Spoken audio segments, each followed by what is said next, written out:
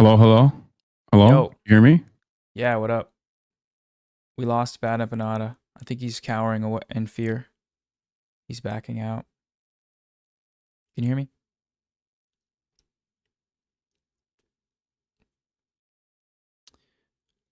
HasanAbi, can you please tell the chat to donate? Chat, please donate.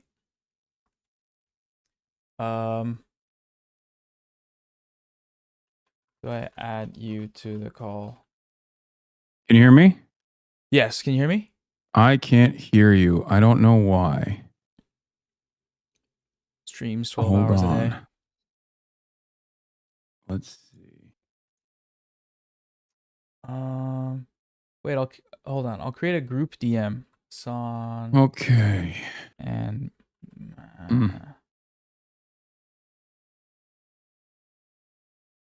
this is what we're gonna do. This is so exciting. My three best friends, all who I fully agree with in everything that I do. I'm here. Hassan Piker. This Hassan is it. Piker. It's over. Should I go in the corner as like the referee or what do they Oh, call wait, it? hold on. I bet you Hold thought I on, hold wouldn't on. You're come not for big you enough. too, Hassan. You're not big enough. I bet you thought I would only go after Ethan Klein, Hassan. I don't have the beard. It doesn't work anymore. Ethan Oh, he's Klein's not even in editor's here. about to go nuts on this. No, he's not. He couldn't hear me. Hello, can you guys Professional hear me? streamer, by the way. Yeah. Oh, I can hear you as well. Perfect. Hell yeah. What up, dude? Okay, perfect. All right. Hassan Piker. Wait, I can't see you, Noah. Is that normal? Oh no. I'll turn He's the moderator. It's gonna be webcam. Yeah, I'm like the moderator. I guess I'm the debate. This is the clash of. This is Hassan Piker. I bet you thought that you were safe.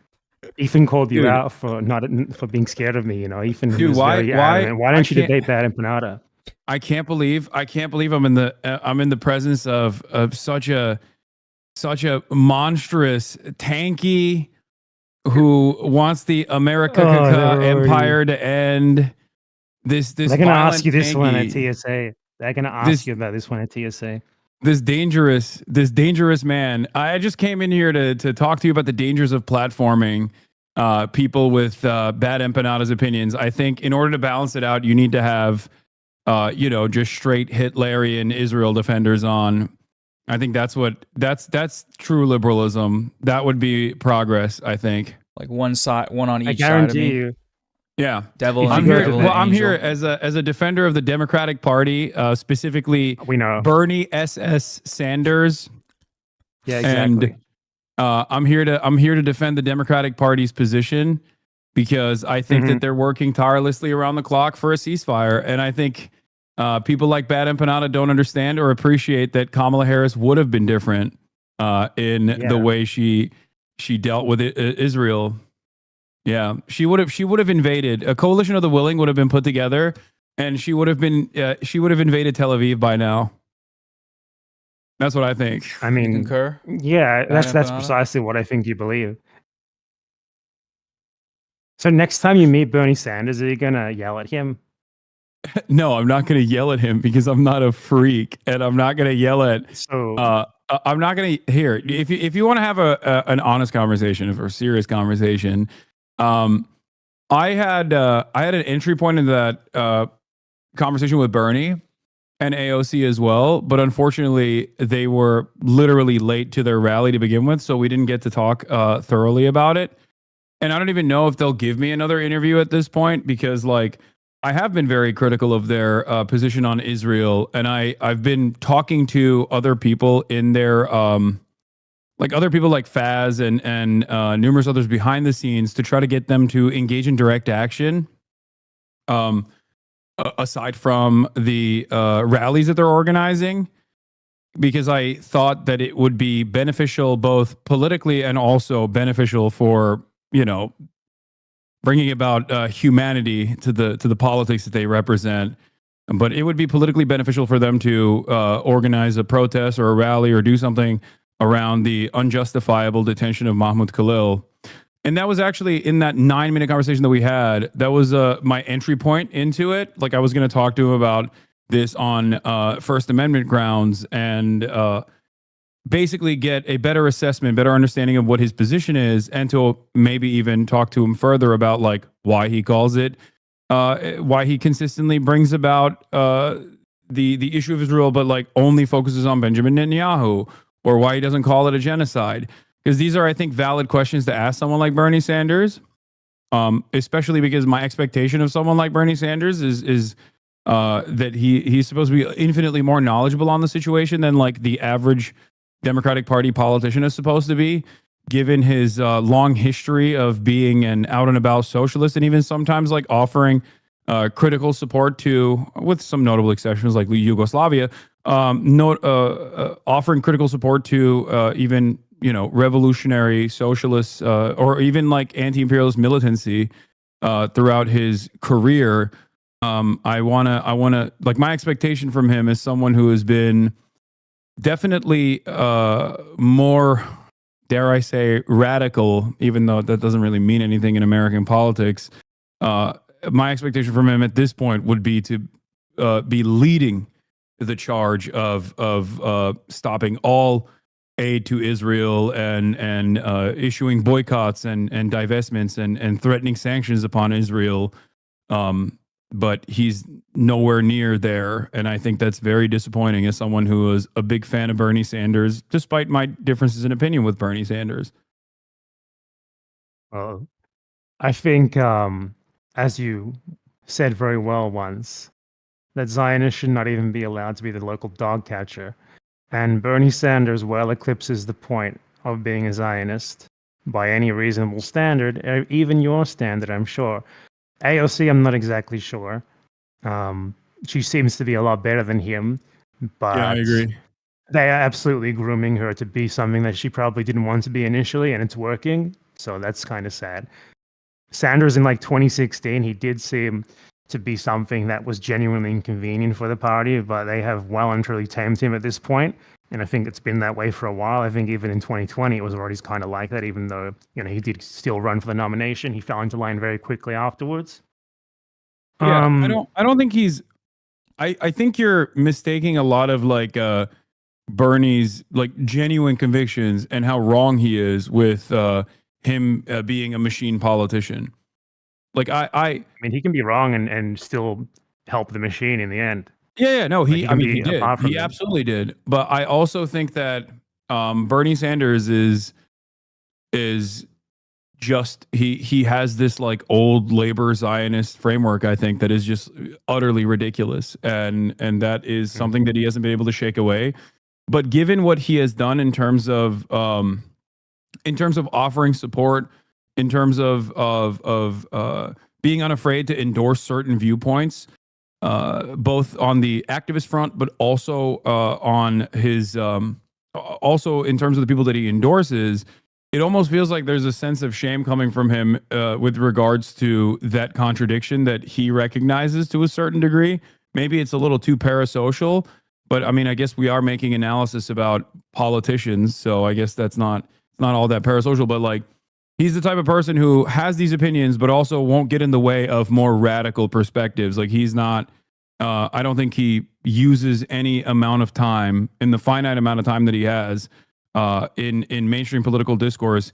He doesn't use any moment of that to criticize like Hamas or Hamas defenders or anything like that, and instead focuses mostly on Israel, even if his focus on Israel is not even as radical as, of course, or not even as honest. Let's not even say radical, not even as honest as Rashida Tlaib's analysis of the situation, or Ilhan Omar's analysis of the situation, or even, and I can't believe I'm saying this, AOC's analysis of the situation, who called it a genocide far before Bernie Sanders did. And if I'm not mistaken, he still has yet to call it a genocide.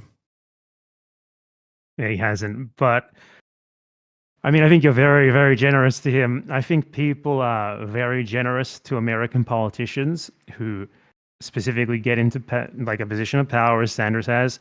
I like this, as soon as they become like an elected official, like the standards for them just go through the floor. Like, you expect almost nothing from them, and it's excuse after excuse after excuse. I think Americans, I think I've heard you say this before. I mean, I might be incorrect. I might just be misremembering. But Americans love to say, love to frame themselves as being like in like an exceptional situation that someone like me simply cannot understand. And therefore, our politicians need to be more shit. I don't think it's that the politicians. That's a misunderstanding of my analysis. My job is a communicator, as is your job, right? We're trying to make a convincing argument to get people to understand our worldview. And by the way, I don't think you and I. The reason why I always will maintain the position that your video essays are brilliant, regardless of your methods or the way you present yourself online, is because I understand that you and I are on this issue and on virtually every other issue on the same side. But as a communicator, especially as a communicator that is in the United States of America, I understand the utter moral depravity of the average American, and I understand their lack of interest in these subjects.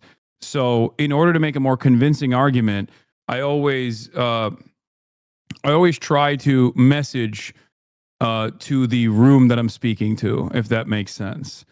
And I think a part of that is also to grade politicians on a curve as well. This isn't to say that they're like doing fantastic or to defend them, but there are, as you've also presented yourself, like there are certain instances where they engage in defensible actions.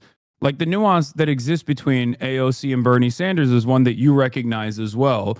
But if you were to ask the average person that is like against both of these people, like people that look at it and say, well, these are both politicians that exist within a bourgeois capitalist duopoly framework. They're not doing what is necessary in this situation. I apply that nuance across the board. I apply that charitability and nuance across the board to all politicians that I talk to, or all politicians that I analyze in general. Like Chris Van Hollen is a great example of this, right? He's a regular run-of-the-mill Democrat. Do I think he's a good dude? Do I think he's going to bring about like a proletarian revolution? Fuck no. But within the confines of Kilmar Abrego Garcia's return, or at least like kickstarting the conversation and getting Americans to pay attention to the immigrant detention structure that we have in the United States of America, I think what Senator Chris Van Hollen did, which was to fly to El Salvador and directly demand proof of life for Kilmar Abrego Garcia, was incredibly important. Was incredibly important because it drove the media cycle. It led to more Americans finding out about this unjustifiable detention strategy that the administration is offering.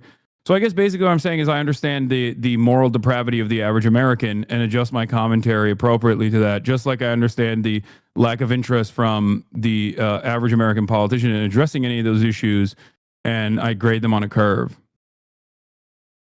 Okay, but the problem is... People, by the way, are saying, no, you got to restart stream because you're at 12 hours. Sorry. Does it cut the end off or the start? I don't know.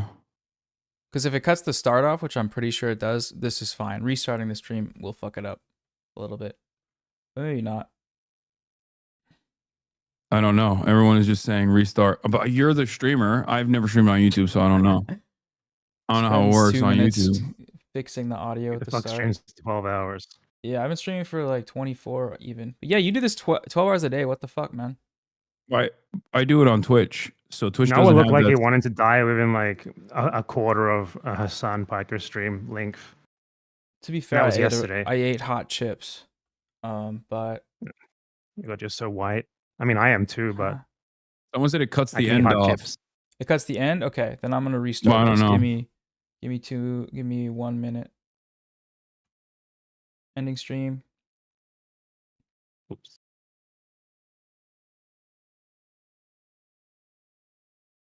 Okay, back in live, I believe. We're at 245,000 plus 20,000 plus 12,000. Hell yeah. Get everyone here. It's a lot of money. Okay, I think we're back.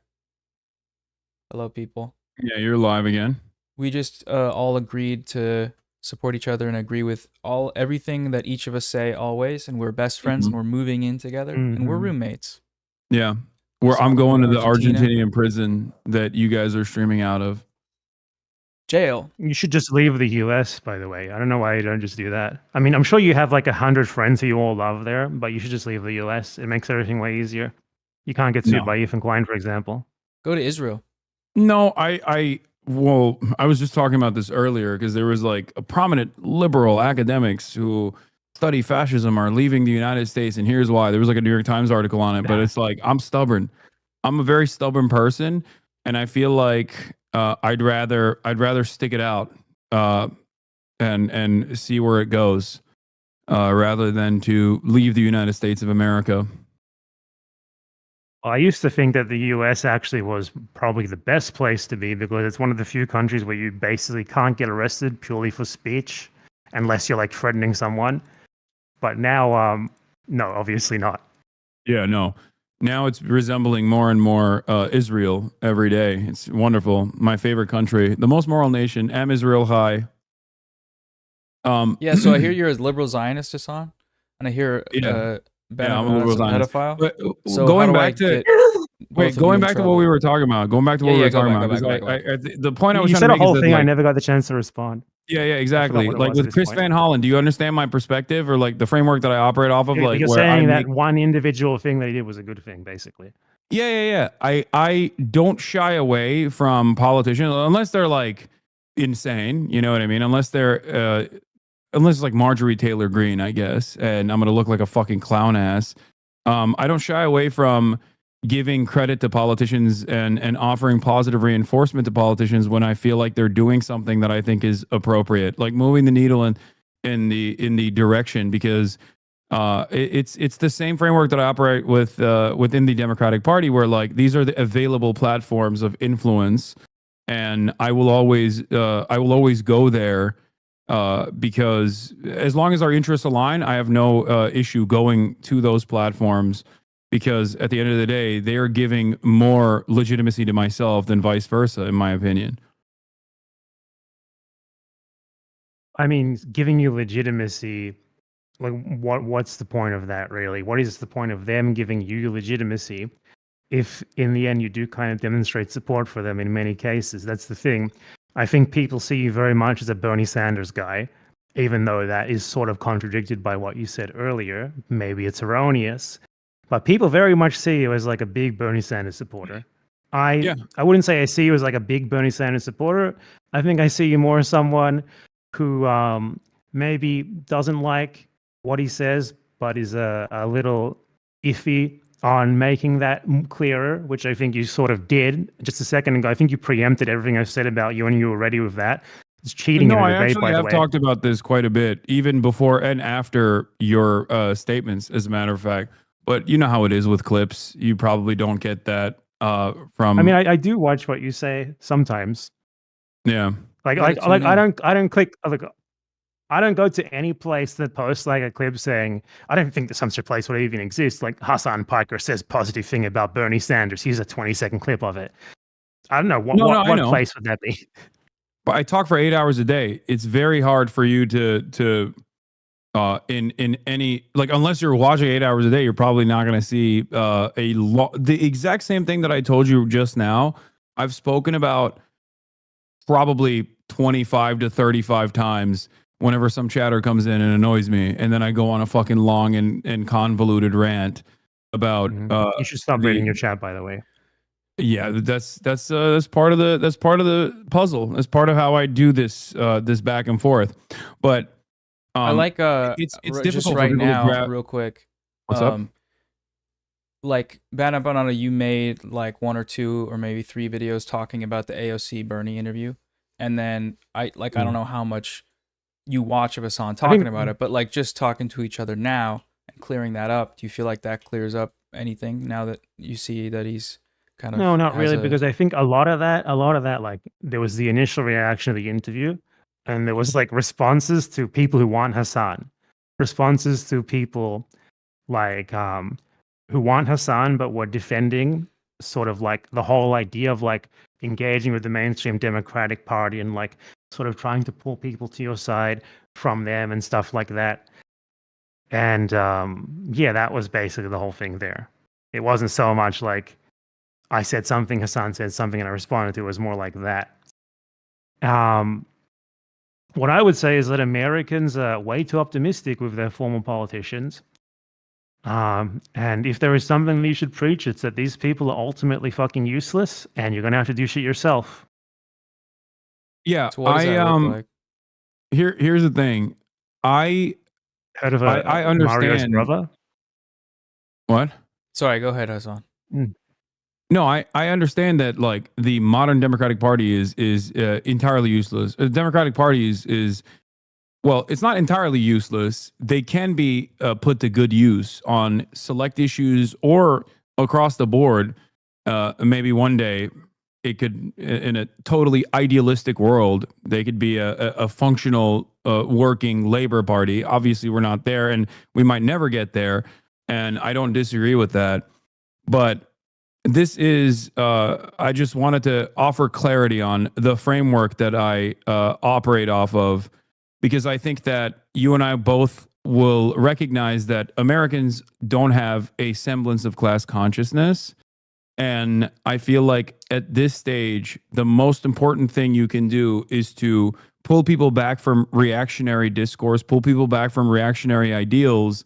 And the best possible way to do that is by constantly reasserting the position over and over again that the Democratic Party has to have a class first politics, and also that these people that have been targeted as like vulnerable populations, marginalized identities that are presented as your enemy are not actually your enemy at all. It's simply a red herring, a distraction that the reactionary forces uses, and the Democrats are wholly incompetent at dealing with because they don't have this class first politic. Okay.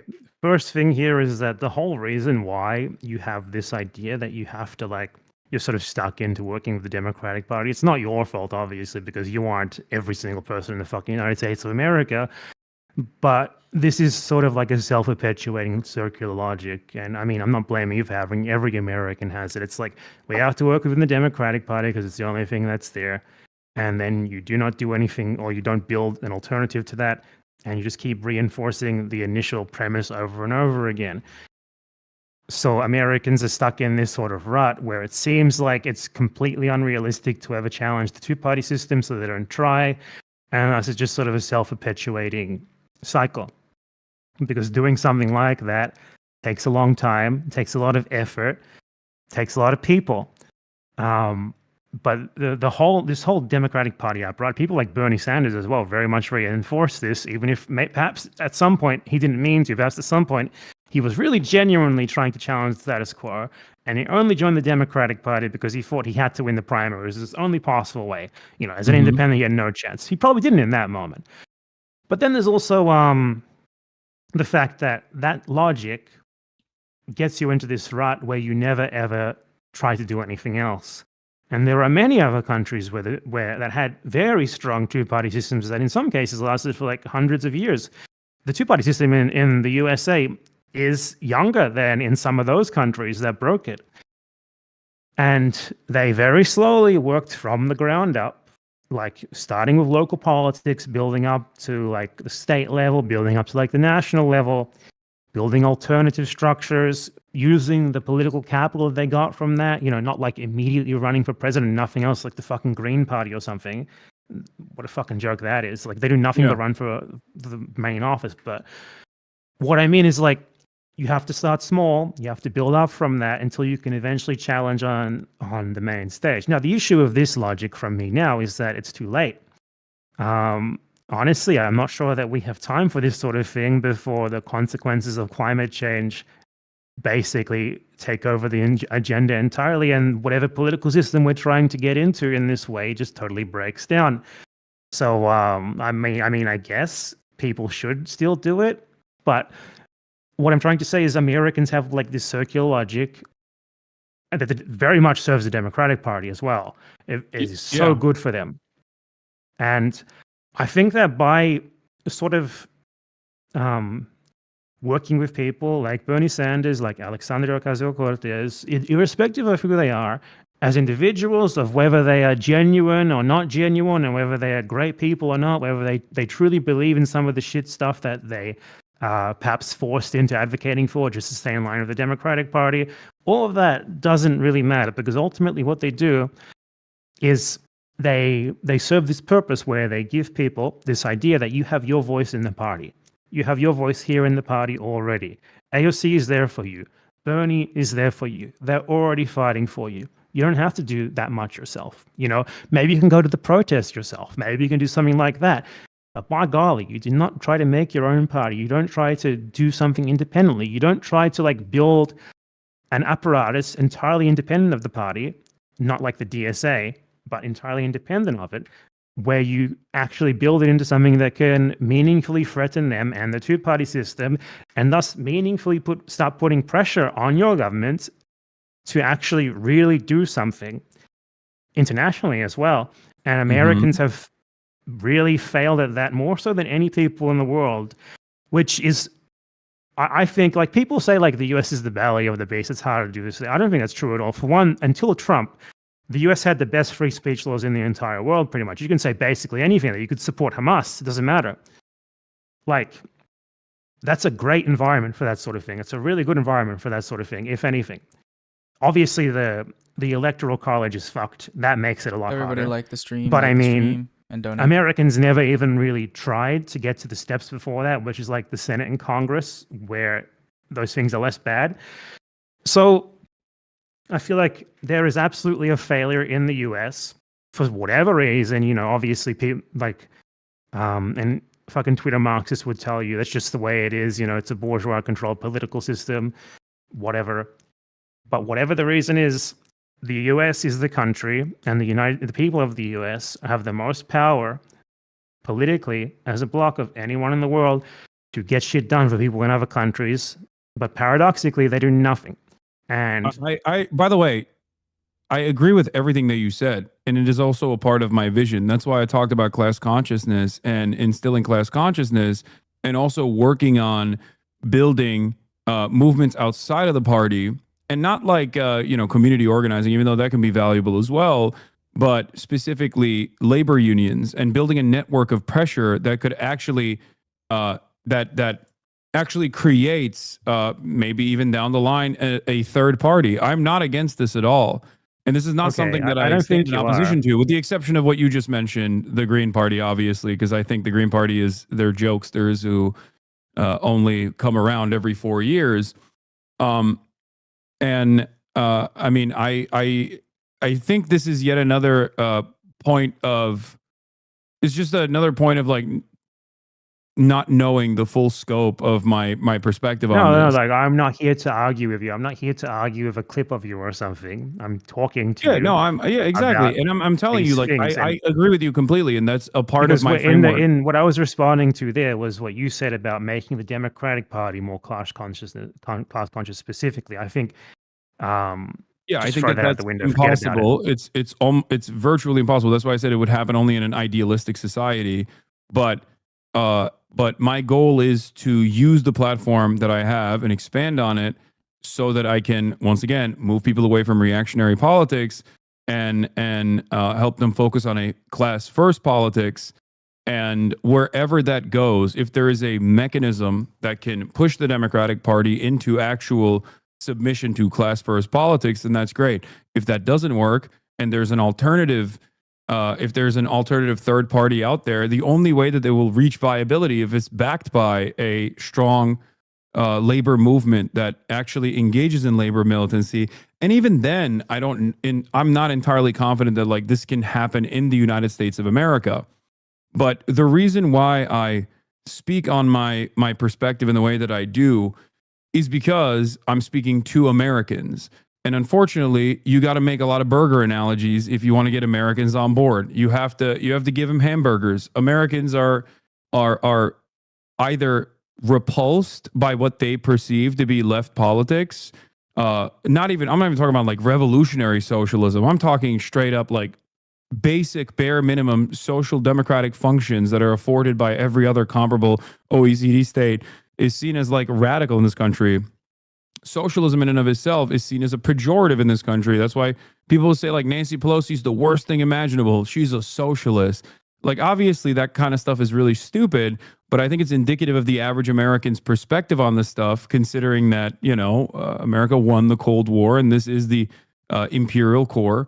And therefore, most of our working class is just either completely oblivious to class politics in and of itself, and utterly confused by the notion of class consciousness, or they're incredibly angry at even the thought of it. Like, they are repulsed by it, they get mad about it, which is why I have to temper my commentary on this front.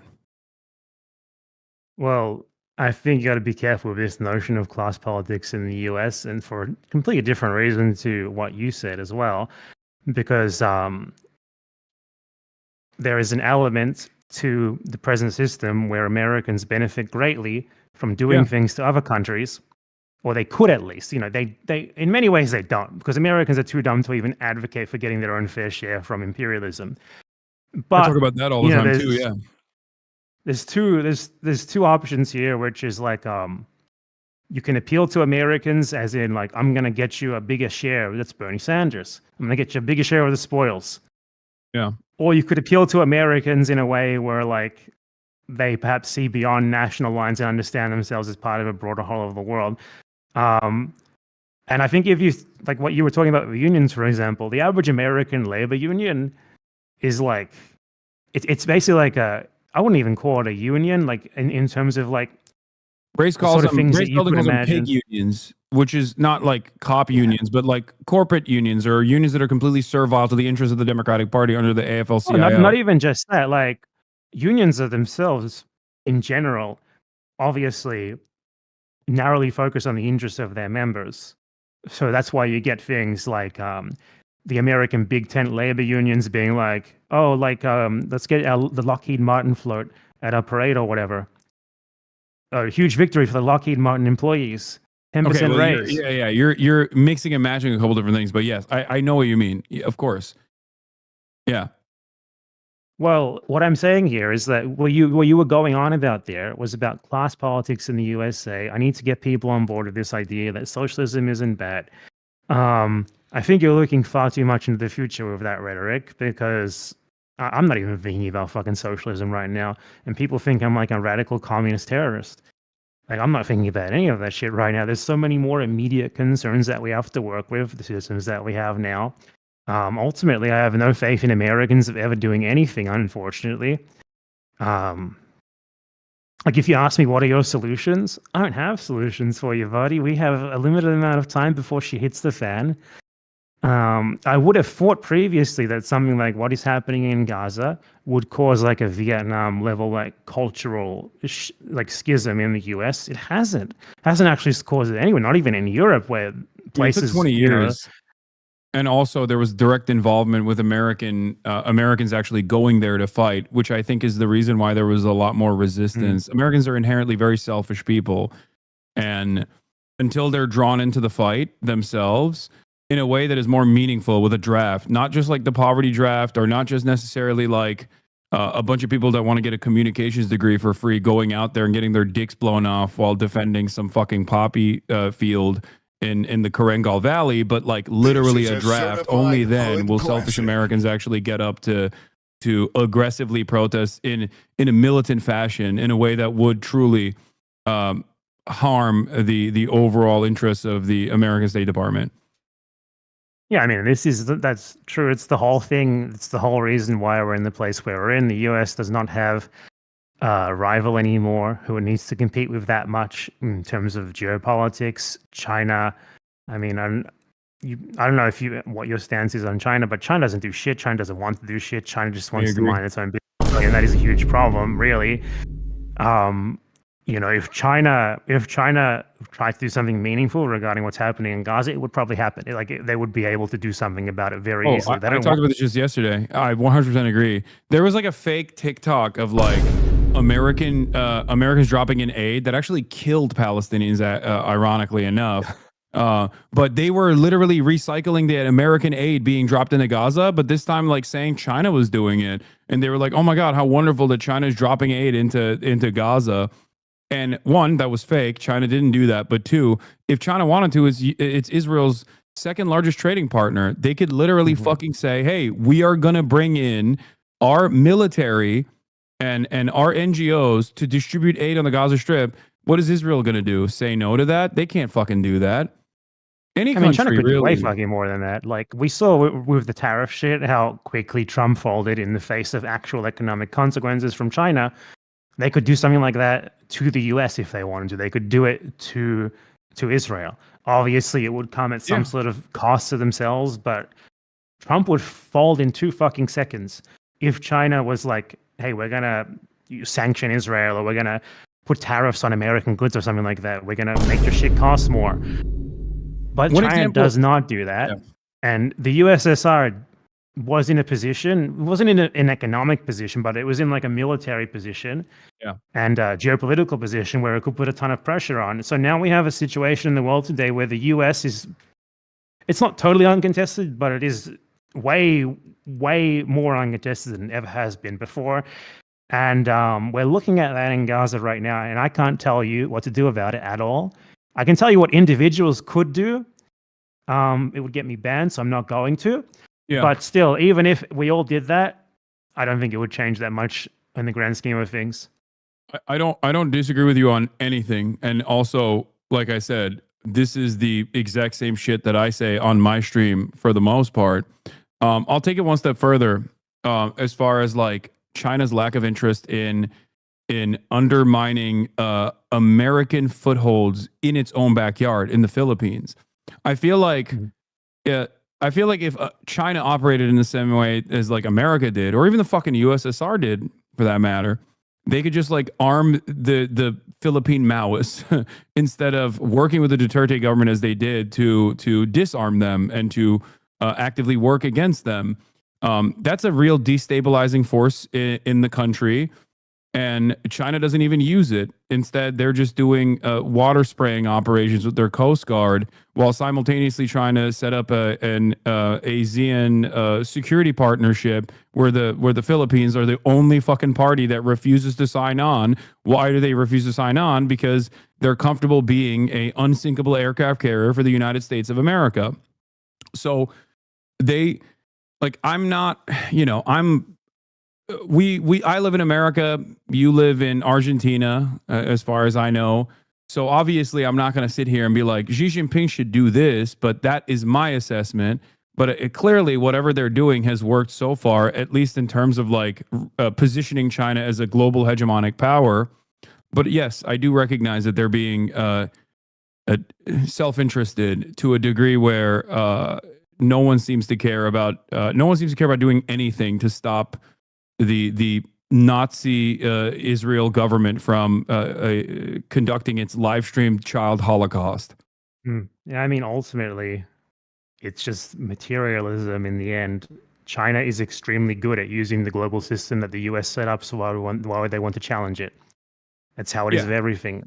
The Arab states, half of them are US puppets, the other half, they would probably get annihilated if they tried to do anything uncoordinated without the US puppet states helping them. In many other cases, like I feel like Israel has become something of an inconvenience for its allies at this point, but they're sort of too far in to really do anything about it at this, like, it's been like 50, 60, 70 years of nothing but full support for Israel. So at this point, what are they going to do, especially given that they would have to be, like the US would have to be the one to really pull the plug, and that's not going to fucking do it, is it? So, I mean, it's probably like the bleakest situation that I could imagine right now. Obviously, like Americans theoretically, as a block of people, like average Americans have a decent amount of power to challenge this, but they also themselves have no real reason, no real motivation for doing so, because ultimately, what you said about Vietnam probably rings true. It does not affect them that much. It affects some of them psychologically, and that is about it. They don't see any material consequences from it. You know, there has not been like a massive adverse reaction that could turn them against it. Like, for example, like the IRA, for example, did a lot to like instill like fatigue in the British public on their government to try and look for some sort of solution to the troubles. Yeah. There's nothing like that. There's nothing like it anywhere, not at all. Well, And it is there's no situation historically that has existed where the captive population has been this thoroughly, at least in contemporary history that I can think of, where the captive population has been this thoroughly ethnically cleansed in broad daylight without any sort of material support to offer from other countries, right? Like you have no Cuban example, you have no USSR example, and the role that they might have played in the ANC's efforts to resist against the apartheid structure in South Africa. And you certainly don't have American congresspersons doing arms trafficking to Hamas in the way that they did to the IRA. You had American conservative politicians of Irish background doing arms shipments to the IRA at a certain point. You could fundraise for the IRA in American bars, right? So very, very different set of circumstances here. And this coming also after the expanded surveillance state in the aftermath of the war on terror, with a shit ton of social conditioning that Americans totally signed off on, in terms of like Muslims and Arabs being worthy of only death and destruction, and they're all, you know, rapist, barbaric hordes. They're all ISIS. This kind of attitude is reflected broadly in American society or in Western society in general. But that's the silver lining that I see, because in spite of all of that, I think there's only so much dead children that the average Americans can look at and go, this is completely unacceptable. Like, this is fucked up. Now, you're not wrong when you say there's not enough mobilization happening. People are not fucking shit up in an effort to make this costly, this undying allegiance to Israel costly. And you're not wrong on that. But I do think that given how much the public sentiment has shifted in such a short period of time, even though it was incredibly costly in terms of the deaths of hundreds of thousands of Palestinians at this point, even though the numbers say, 63,000, I think that's a severe undercount. There is still, I think that there is still always, like, it's something that I will always push for, regardless of how hopeless I feel, is to mobilize Americans. You can try your best. It is absolutely true that in an ideal world, like, the number one way to fight this would be to mobilize people in the US, Europe, Australia, Canada, you know, these places which are Israel's primary backers. And, you know, many of us have mobilized. Many people have tried to do stuff, protested and stuff. But clearly, these governments are immune to this sort of pressure at this point. They don't give a shit about it. Like, it's because really almost nothing has really changed. Like, Israel is literally under investigation for genocide at the ICJ, for example. They are, I would say at this point, they are probably actually going to, like, it's going to be ruled against them. They're actually going to be found to have committed genocide in Gaza. And that is a huge fucking deal for a UN court, because they've done nothing to convince the court that they aren't doing that, you know, ever since the case started. But I mean, I might be wrong there, because it is still a UN court. You know, it's still a court that is ultimately run by the US and all of this, that even though pretend it isn't. But I mean, a lot of that is going to be in, you know, all these people on the court are like very prominent judges who would not want to sully their name by making an intentionally stupid decision just in the name of politics. So we'll see what happens there. But my point is, like, when you have basically like both of the most important judicial bodies in international law and with serious cases against Israel, and you also have like hundreds of thousands of people in the street protesting in almost every single one of the countries that is supporting Israel, in some cases like week after week. It's clear that something has shifted here, something, and like from how things were 30 to 40 years ago, especially. Yeah. And the number one thing that I can think of is somehow the internet has made it easier to ignore this shit. I can't exactly articulate how exactly, but it's obviously the most prominent change in the world aside from the fall of the Soviet Union, which is probably bigger, you know. I forgot where I was going with that, actually. I'm a fucking moron. Well, but what I was gonna say was like,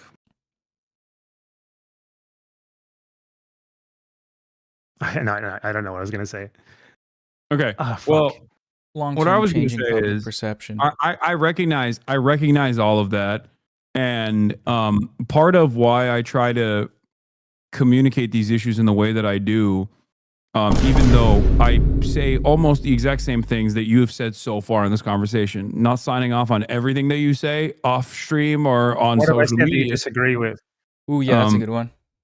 We can get to that, but we're having a productive conversation right now. But We have to yell at each other. I have to speak. I have to play video clips over you like Ethan Klein did. Yeah, I'll move into that in a second. But the reason why, for example, why did I broach the subject of Israel with Bernie on First Amendment grounds and the unlawful detention and possible deportation of Mahmoud Khalil? Because I understand Bernie Sanders' position. I don't agree with it, and I think it's ridiculous. It's a ridiculous position to have. It's repulsive to maintain the idea that Israel has a right to defend itself. 19 months into Israel's. Yeah, have you seen the videos of how Bernie talks to pro-Palestine protesters? Yeah, I have. From like 2000 and there's like one from like some of them 2012. are recent. There's one that's more recent where people come up to him while he's walking, but he's an old curmudgeon. Really gets. Yeah, I don't know if I would call it that. I think it's the topic. You know what I think it is? That he knows he can't talk about. You know what I think it is? I think it's what Bernie did to the average Democrat and the resentment that the average Democrat feels when Bernie is mentioned, because it shows their hollowed out nature of their politics. Pro-Palestinian protesters do to Bernie. I think he recognizes that deep down inside that those people are right and he's fucking wrong, and it pisses him off. Or maybe he just genuinely sees them. Yeah. Or he just genuinely sees them as a hurdle, and that he has the right mind on this.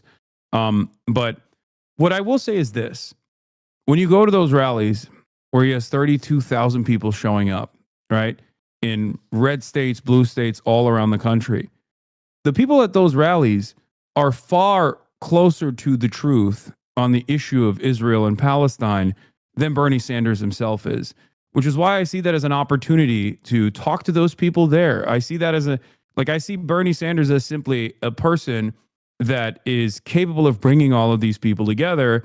And with the exception of American foreign policy, which is very significant for someone like myself, obviously, I see Bernie as a uniting figure that can be used to build a more robust movement to actually get more Americans that are liberals on board with some of these other ideas.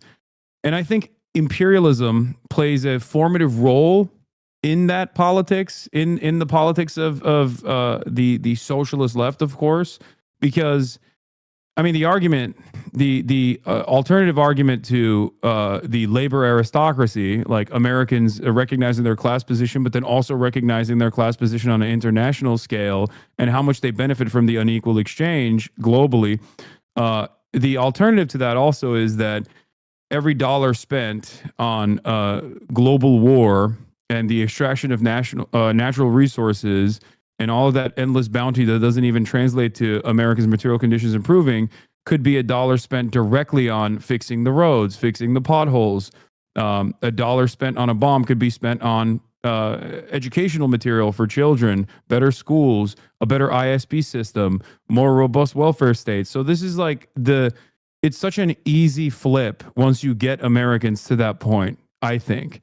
And that's why I, regardless of my disagreements with Bernie Sanders, still hold some respect for him for being able to put this kind of politics in the forefront in a country like the United States of America, where I feel like before his 2016 run, positioning himself against like the establishment Democrats, it seemingly was a rudderless ship heading down the same, I guess, like necro state that we have become, regardless of Bernie running.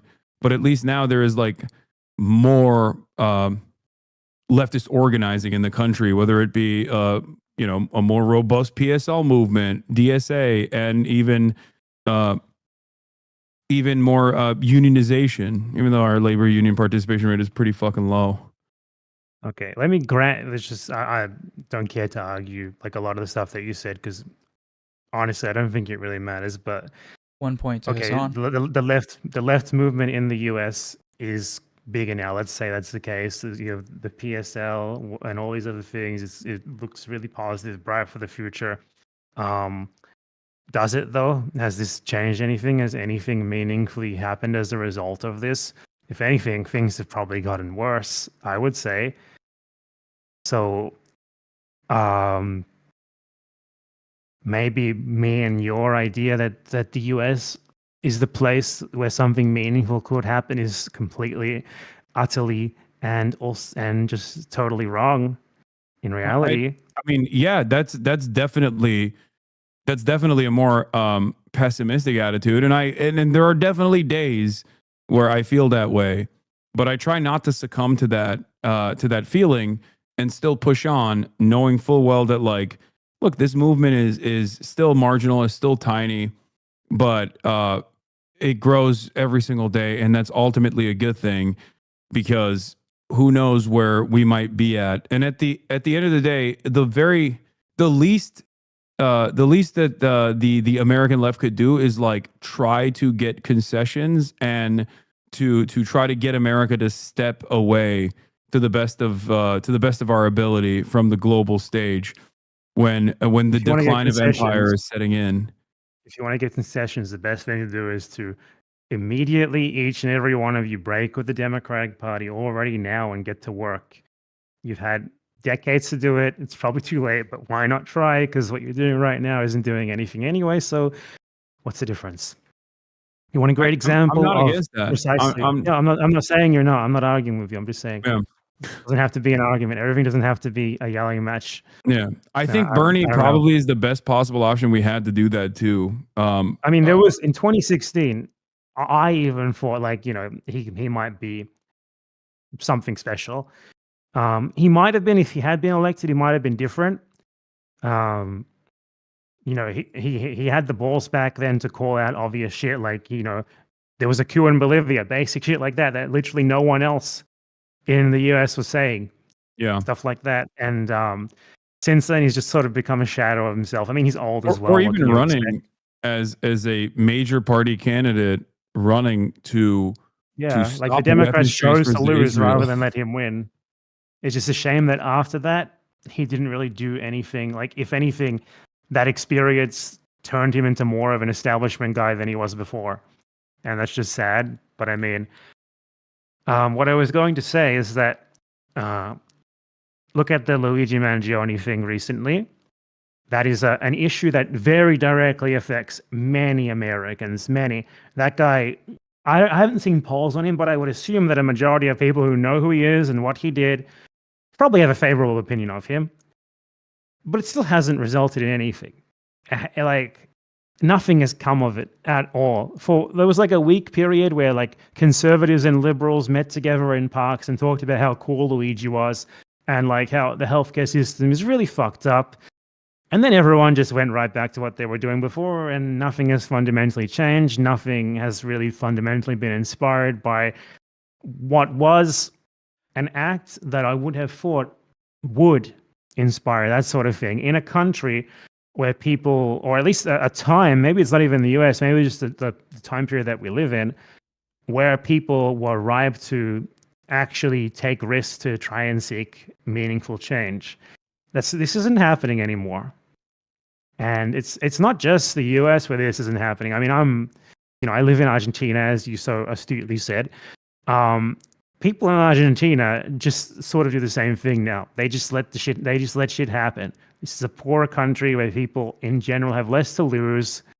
And they just sort of let themselves be experimented on like a pack of lab rats. There are people protesting against it. Those people are trying to do stuff, but most people are sort of happy to just sit back, relax, and see what's going to happen as someone tries to do to that country the same thing that has already been done to that country 50 times before and never worked in those times either. I think part of that is also because of the treat economy. Like Americans are pacified by the bountiful treats that they have at their disposal. So yeah, I mean, and a part of those treats is the internet and social media as well. Here's that too, for sure. That's also a treat. But what I was going to say is this, okay? I fear that if the only alternative is socialism or barbarism, right? I fear that without proper political education, without any class consciousness, without any mechanisms of pushback, without any sort of like structural organizing on the labor front, that when all of this crumbles inevitably, and I do think it will, all we will have is a fascist movement, and that's already kind of happening anyway. So that's my big fear, and that's what I try to. That's why I try to do everything in my power to, one, talk to international leftist movements, regardless of how social democratically aligned they are, or even people like Mélenchon, in an effort to try to get people to organize and move in the positive direction, even if change doesn't seem immediate. Well, I think I'm not specifically accusing you here or anything, but if there's one thing that you could do with your content that might maybe help you use the position that you're in to do something that might actually matter, it is really actually start encouraging people to work outside of the Democratic Party and lead by example as well. Like, if you're going to talk to Bernie Sanders again, scream at him in the face. Scream at him. Scream. Use that one opportunity.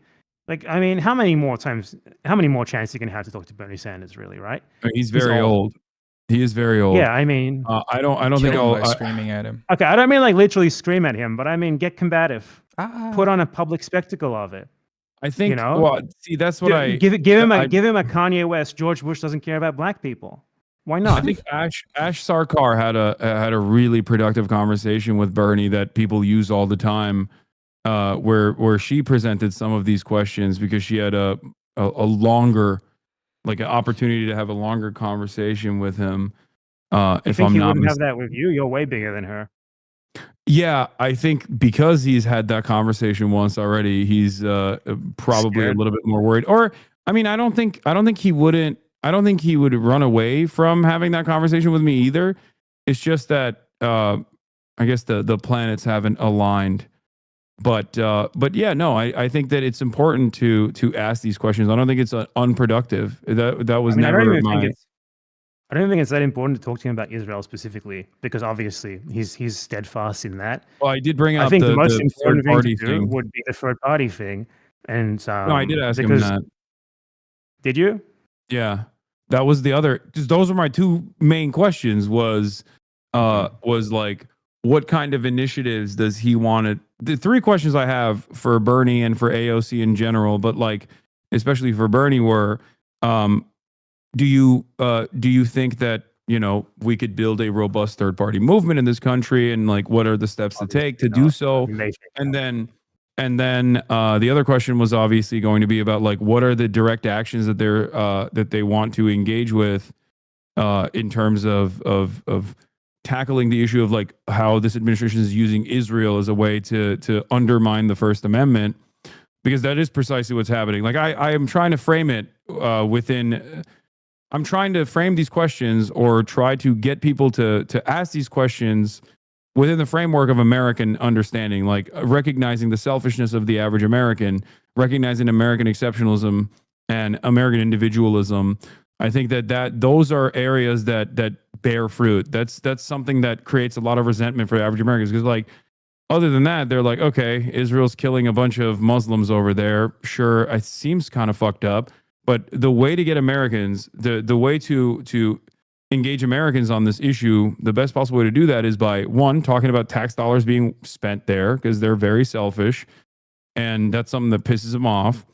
And two, talk about how this foreign nation has an incredible amount of power over American politics, and that the current administration is using defending Israel as a way to erode civil liberties that Americans enjoy.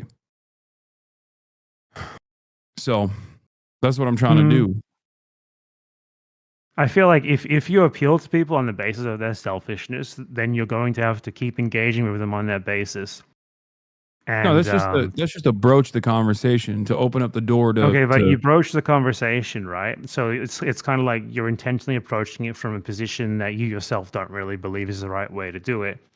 And I think that makes things more difficult for you down the line as well. Or at least maybe not you specifically, like, this is how you engage as a broader movement, like as a intentional strategy among many different people and groups, engaging people in this way. Like, hey, Israel is bad because we spend a ton of money on it and we don't get enough back in return. Okay, then what happens if there is another instance of imperialism? Well, yeah, I know that's not what you mean, but that's sort of the message that you're saying to people when you're like, okay, we send these tax dollars to Israel. They could go to Medicare. In the USA, we could have universal healthcare instead of that, or whatever. Okay, it's that sort of thing. Like, you're appealing to the innate American selfishness that all of them are born with due to their innate Americanness. I agree with that part. So, like, you engage with them on that level, and I feel like you're starting from a position that makes it a lot more difficult for you to get through to them from there and get them onto like a right path where they might actually do something meaningful. And this is ultimately why you should give up on Americans and leave. I'm not going to do that until. You're gonna. Who knows what'll happen? Who knows what'll happen? If my former podcast co-host gets his wishes, I'll probably be in fucking jail. I'll probably be under the jail expeditiously. They're going to be looking for you in the satellite images of Cesar. Yeah, he's hell bent on sending me to CCOT for sure. But I look, even the very fact that like the disgusting ways in which like many people here look at this issue from the framework of drama, like grievances between content creators, like that shit destroys my soul. It's soul destroying. Seeing that and seeing all these like right-wing reactionaries join in on the fun as well after spending years and years of like saying anti-Semitic shit about Ethan and calling Gila Klein a horse. They've all now seemingly united. She's a horse, though. All of the okay. See, this is what I mean. I don't I don't do that. Okay, this is the. Maybe you should. Maybe you should be mean. No, I don't. Well, first of all, I am mean, but not as mean as you are, and I don't think that's productive. Oh, you want to talk about disagreements? We're both communicators, and our goal is to get people on board. Right? That's your goal. My goal is to make money. Shut the fuck up. Why don't you become transphobic and become like a fucking right winger? I have the niche I'm expected to. It's like, you have a nice bakery, you bake more bread. You don't branch out. Otherwise, you end up like Elon Musk with 5,000 different companies that all fucking blow. Okay, but at a time when no one is fucking eating bread and everyone seemingly wants to eat donuts, if you already had the equipment, then you would make donuts. And I think you and I both know that there's a reason why you don't make donuts and you keep baking bread. I don't know. I mean, I am honest about the things I say, and people for some reason want to see me say them to some degree.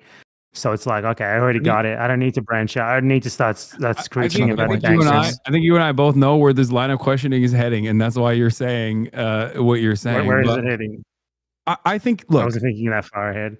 Okay, well, I think we don't think that far ahead. We don't have. You're very smart, and I think you're very well read, and I really like a lot of the YouTube videos and the thought and effort that you put into crafting your YouTube essays.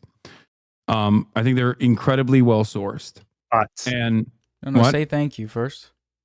But no, there is not even a but. It's just that I think sometimes, as someone who's also in This the is a but. same in the same sphere as you, okay, I think you sometimes get in your own way by presenting yourself a certain way, especially considering that our worldview is something that people, especially in the Western world, are very hostile towards. I think sometimes you get in your own way a little bit with the way you act. You act like a left book guy in a world Okay, where like, can I have an example? um so many examples. I think you are you take a tone sometimes that is perhaps a little too mean for the uninitiated, that most likely shuts them off from actually seeing your commentary. You troll I a little think a too lot of much. those people are already not open to being initiated. See, I think I that's think you have too defeatist. much faith. I think that's defeatist. Well, I don't think it's defeatist at all, because I think perhaps we can win without them. I think we do not need to appeal to like Burger American, Asmongold viewer number 8,002 million. Asmongold, by the way, I think his audience is way more indicative of the average American than yours, sadly. But Oh, for sure. Yes and like no. I'm also not American. I'm not really trying to like appeal to a specific audience at all. You know, I boot up my stream or whatever, or I write a script or whatever, and it's just whatever I feel like talking about, really. And this has sort of generated an audience, and I talk about these things out of interest more so than specifically like trying to appeal to, like, say, Westerners and get them to my side or whatever. I think in a lot of cases, like, given the fact that I am not actually that big of an internet personality, I'm very niche in reality. I think that exposing people to, like, even if it is by accident, like exposing people to like sort of uncompromising, just tell them what I really think about something, and like be a cunt about it sometimes, might be more effective than you give it credit for. Because ultimately, when everyone else is walking on eggshells, maybe having someone who can cut through or is more willing to like just be blunt about it is needed sometimes. For sure. I don't even think that you and I are in disagreement on any of the major points that you've brought up. I guess maybe the only one would be like the framework of like I work with like liberal Zionists or something, which we can talk about, but let's shelf that for a brief moment. The thing I'm thinking of is like they say what I'm saying to you is so silly for me to say, because that's exactly what people say to me all the fucking time, right? But I don't think the people that say that to me You can are throw anything you've heard about me, throw it at me. I love it. It's fun for me. yeah. No, Getting I into know. specifics is good, I feel like, because I've talked to him about it before, and I'm like, I heard this thing, and then he's like, well, this is what happened, and then I'm like, oh, okay, that makes sense. Yeah, no, I guess like some What's of the the worst stuff. thing that someone has told you about me? No, I know like the fucking the pedophile stuff is like fake. I know all that shit. I know that's not real. Like Not a the pedophile. tweets, the fake That's tweets. an indicated. endangered species these days. The fake. First of all, pedophiles are not an endangered species. Holy fuck! There was Oh, not a apparently No, I mean pedophiles. someone who's not a pedophile. I mean, Oh, yeah. Okay. Mm. But this is also like somewhat of an unproductive conversation to have from my estimate, from the way I see well, it, because like we're here to fundraise. We're not here to have productive conversations. no, I Ultimately, know, but whatever you say here will be I productive. don't want to ever come across like I'm just like scolding you. Like do whatever the fuck you want to do. You know what I mean? Like I don't care You can ultimately scold me as as long as much as you want. no, Go because for it. I'm not scolding you. I just want to make that clear that because I think a lot of people get parasocial, even in your audience or in my audience as well. And that fucking annoys me to no end when people are like, BadEmpanada said this, or I'm sure my fans will come into your chat and be like, No, I fuck mean, you. I hate it as well, where it's like, I don't know, like I was streaming the other day and people were like, yo, Hassan's talking about you, and I'm like, who fucking goaded him into doing that? Yeah, it's just, it's annoying because like, you're not someone that I consider to be an ideological enemy at all. Which is why I don't even think it's like productive to be like, you did this, you did that, because it comes across as scoldy and silly, and then people will use that against you or use that against me in the future as well. But I guess like it's shit. Like I understand the point that you were making when you were doing the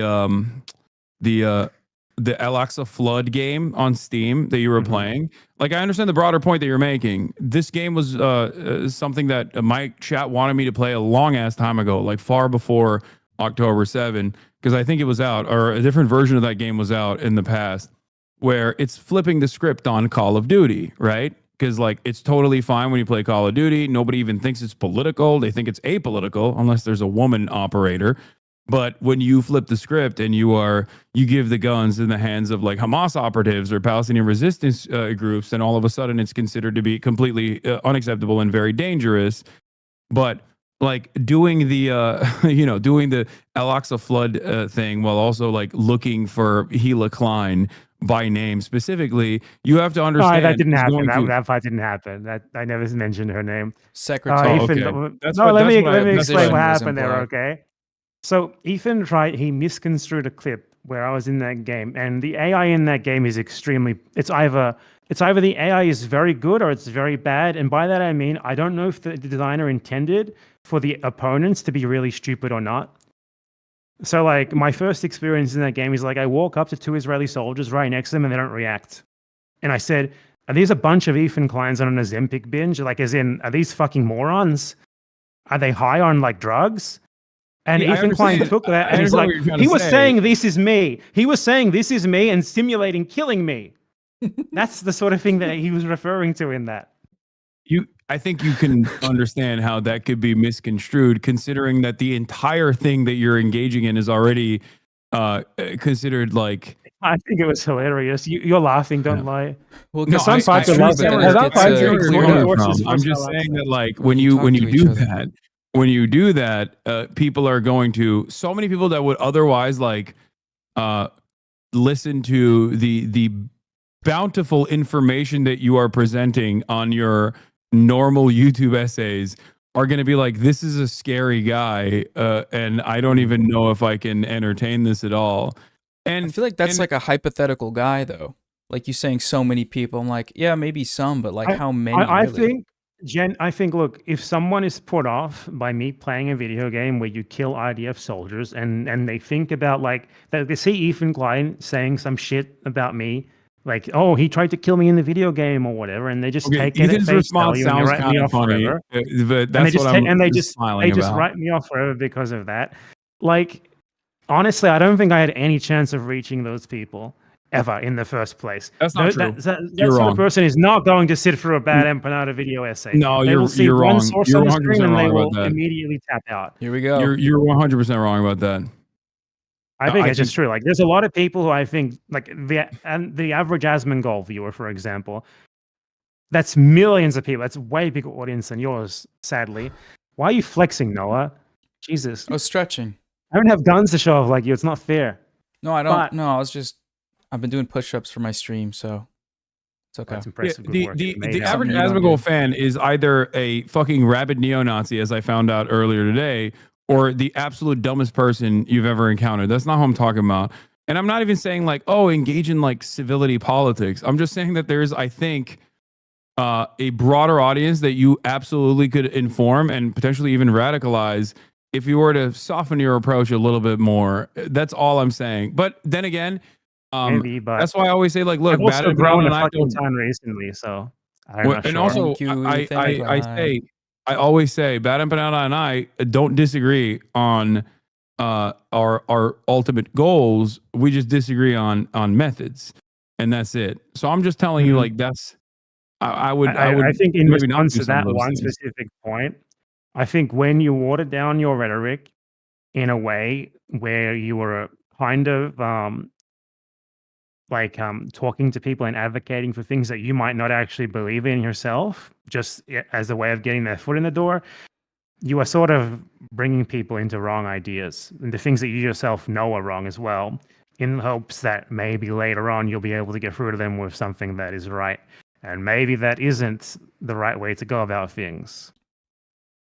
Not necessarily. I think you and I think you're I think you can make a much more coherent and clear point about how, like, I'm not even saying don't play the game at all. I'm simply saying that, like, you're not Technically, broaching. the game isn't like actionable on YouTube. You're allowed to play this game totally No, fine. Like, I understand. what happened is Ethan literally sent an email to his own personal YouTube rep and got the video taken down. That's what Yeah, happened. he definitely is not the biggest free speech defender, as we've found out. In general, though, I just want to say this, like, on stream, don't be afraid of him, because I can tell you, he has been doing that with every single one of my videos, every single. I'm not afraid of him at all. Other You're people's gonna pay him a videos legal fees, not right, you, not Hasan? you. Just in general, to anyone watching who might make content about Ethan or Hasan? this. Ethan complains about your videos to his YouTube rep Hasan? every time. And the only time it's ever worked was that one video, and it just got taken down. I didn't Yeah, face why do any you think that consequences video? for it. Why do you think that video worked? Because, like, he made the argument that I was simulating violence against him. That was why. And that's my like, point. that was the one case where his YouTube rep was like, okay, we'll Like, give you this one, man. Like, I think you'd be a beneficial voice to have on Twitch or even on other platforms, but there's a reason why you can't get unbanned on Twitch, even though Honestly, as you I think told- your attachment to Twitch is erroneous. You should be on YouTube primarily. It's way bigger. yeah, but that's a different subject. I mean, It's also better for free speech. You can say Zionist here. I know. Well, shouts out to the ADL for that one. Okay, well, can I just pause here what you were saying to make that But to be argument fair, to you? like, they did withstand a fuck ton of pressure, and I wasn't banned. If we're being real, YouTube can't be pressured like that. That's the difference. YouTube is not vulnerable to that sort of pressure because YouTube is a way more international platform than Twitch is. Way more. It's like they have actual business operations in most countries in the world. They have their financial departments are more independent in different continents and stuff. So they are, if the ADL runs a campaign against you for YouTube to do something to you, YouTube will just ignore it. Twitch really can't. Twitch is in a position where they have to. No, I know. And then they run it up the chain of command too. I know that they pressure Amazon directly. Yeah. It's really gross. Like the shit that like Ethan and the sex pest community that he is like aligned with have done in terms of like mass brigading and email campaigns and like literally running it up the executive branch all the way to Amazon is completely and utterly psychotic. Yeah. To the point where border agents are now asking you Ethan Klein talking points. Yeah, well, it is what it is. Watch the content. That's a byproduct of living in the United States of America. And I am aware of this issue, and YouTube salivates at the prospect of me going there to live stream there. Trust me, I know. So have they contacted you? Or you probably don't want to talk about that if they did. Well, I mean, yeah, of course, I talk to YouTube. I have a YouTube rep. Do it. I have a way YouTube more rep. effective on YouTube. You would be way more effective streaming on YouTube. Come on. I mean, I think the community you would element get of Twitch hundreds is of thousands of views on YouTube instead of just like 50,000 on Twitch. They take Come on. views from us though, me and you. Hasan came over. Okay, that's true. Maybe that's true. Yeah. Okay. Don't come to YouTube. No. Yeah. Fuck off to Twitch. Yeah, you gotta think about that.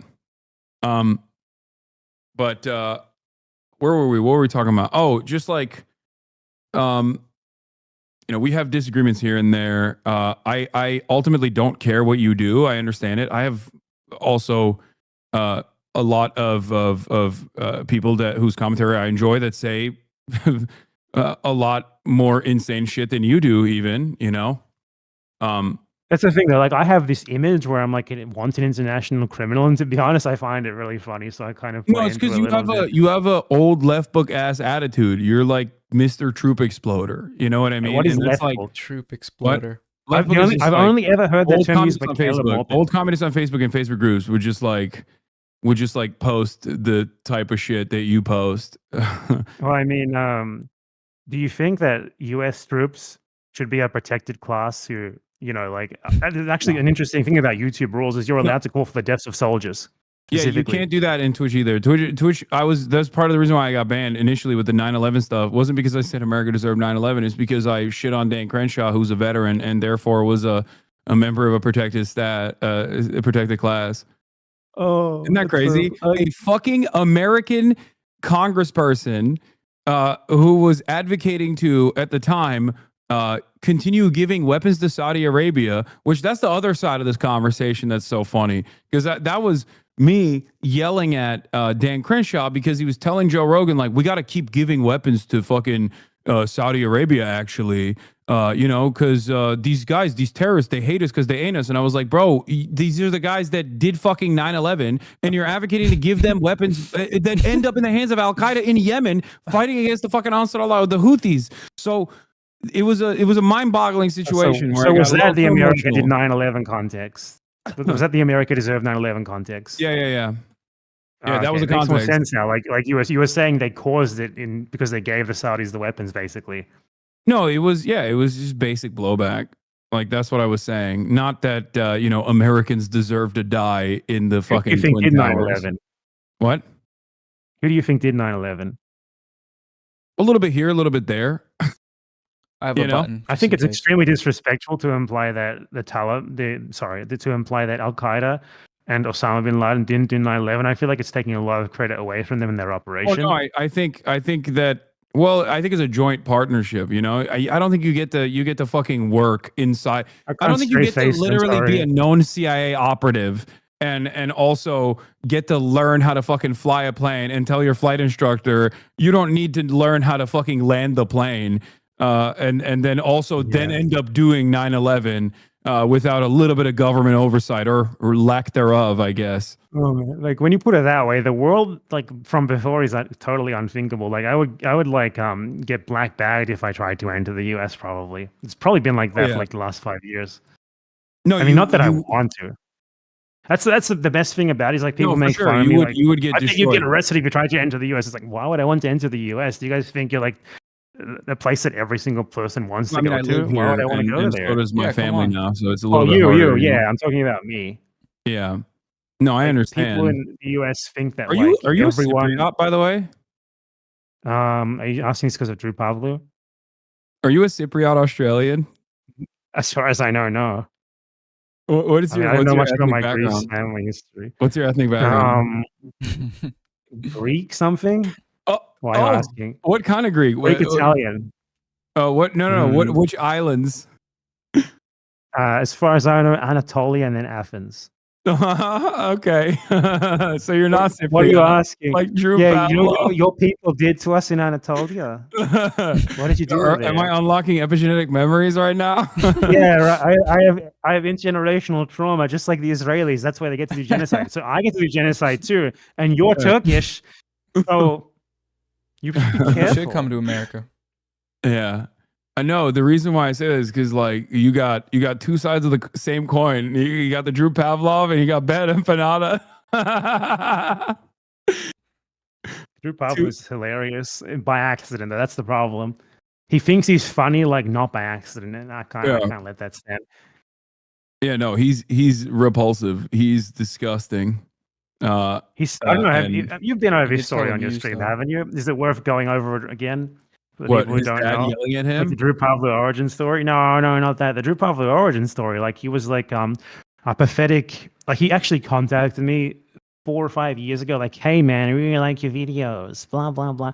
He was trying to frame himself as like a left critic of China during the Hong Kong protest era. And I was actually like I wasn't like against the protest. I was like sort of, let them protest. Why not?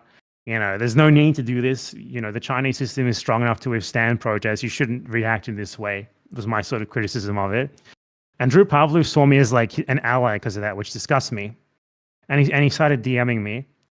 And then like within a couple of years of that, the anti-China grift, when that's your whole personality, inevitably leads to just the far right, basically. Because where else is that going to go when that's the only facet of your personality? Like the big Western enemy. I'm against that. Firebomb the Chinese embassy or something?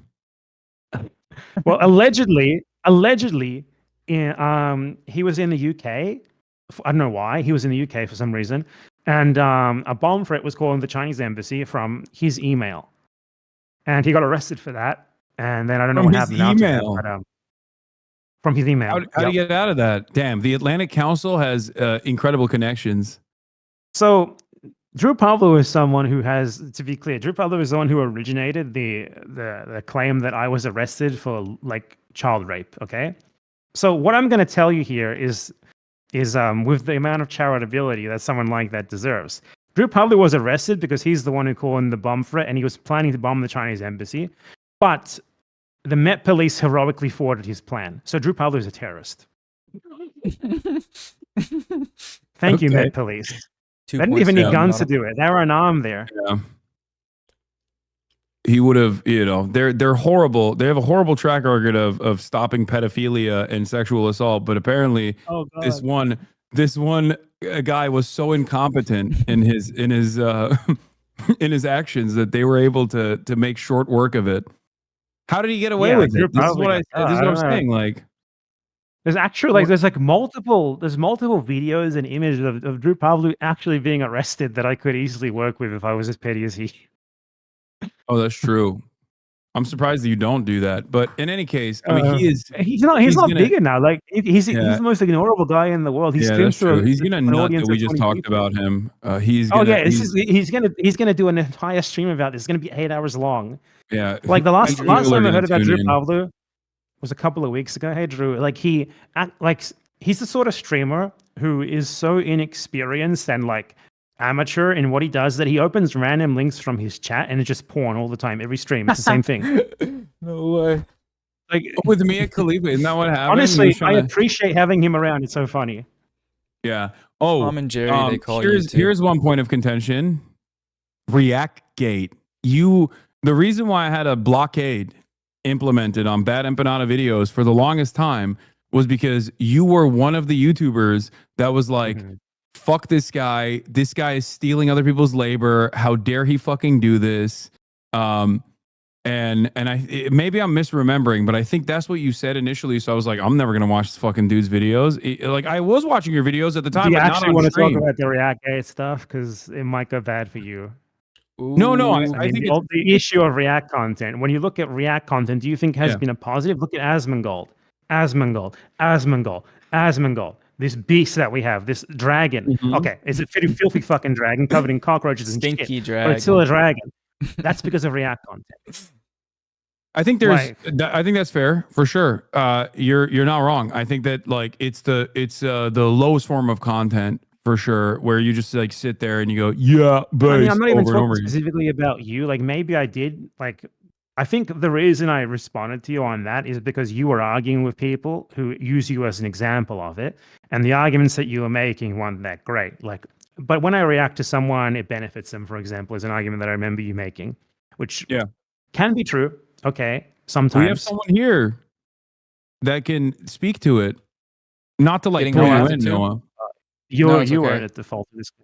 I was Well, when treating people react to my videos, what usually happens is I gain, 100 It's marginal. 200 subscribers. I gain like a few thousand views maybe, and that's really it. And the people who watched, who especially like on Twitch, I don't really care. I don't care if someone reacts on Twitch, but if you react and you actually upload the clip, it should be enough of like a criticism or like so that you add enough to it that at least transformative. constitutes legal fair use. Asmongold does not do that, for example. Like maybe you're a bad example of this. Maybe not the Yeah, best example of I this because react you do mostly actually to talk about political stuff. Yeah, I well, mean, there's always something and- to criticize when it's political. Yeah, I react either mostly the political stuff, or if it's like bullshit content, like I still try to make the most of it. But I think here, this is a Noah exclusive, okay? I'm about to say something that I don't think I've ever said on YouTube or in public even. I got the button I right. think that the initial response, the first ever React Gate, when people were getting mad at me because like I would have the chair on and while the videos are playing, totally fucking fair and valid. And for the past multiple years, that's not happened on my broadcast. Like there are instances where I get up to pee, but it's usually during a video that's playing that's like from a friend or from news and commentary, and it's only for like 30 seconds to a minute. Yeah, I mean, the examples that I did see them use of you, like there was one, like the initial video that I think started that thing. I don't remember who it was, but you reacted to his video and you just JXE sort of maybe. left. And it wasn't a Yeah. political video. It was like Yeah, a it wasn't. fun, Yeah, dumb yeah. little video. And I think his point was valid in Yeah, that and your I react to that apologize. video By the way, wasn't that's the good. other thing. I literally apologized to that person instantly, and then they basically like quintupled down and like did this like 8-hour broadcast with a bunch of like random fucking slop tuber commentary people, and I was like, what the fuck? I think this guy's just like trying to farm drama out of this. But yeah, I mean, that person actually I don't know what their preferred pronouns are, but that person was totally valid, and I immediately apologized to them, which got lost in the sauce. And then after I saw the 8-hour back and forth, I was like, oh, this is just like a farmer. Well, maybe But it was in the end. Maybe that I person think was that like person that. was a But farmer. I I don't know think what their ultimately, regardless of them or any other shitty people who were on their side, like you kind of see it seem like to me like you were on the wrong side of that because of I don't know, you seem really hostile to, maybe it's because you saw that and I was getting after that, but like you seem pretty hostile to it initially. I don't know, maybe it sounds like you've thought about it more since then and sort of realized that I think even there were a even bunch if of that stuff guy that was I a did. shithead, they were kind of right, at least There were initially. there was a bunch of stuff that I did initially that I changed. I don't do anymore. Like I don't I don't cook food while on stream. Like I order. Like there's a bunch of stuff that I used to do that I don't do anymore. That in an effort to like reduce the chair time. The thing that I was frustrated by is that people were just like saying that all I do is just like put the chair on and fuck off, Mhm. and that was annoying to me because it's like before the Reactgate shit, I was known for being a person who paused all the time and like added way too much information to the fucking video that like people lost the plot of the video, so much so that Casually Explained had like a very famous viral meme about it where he goes, thanks for unpausing the video, Hasan, knowing that I was going to react to it.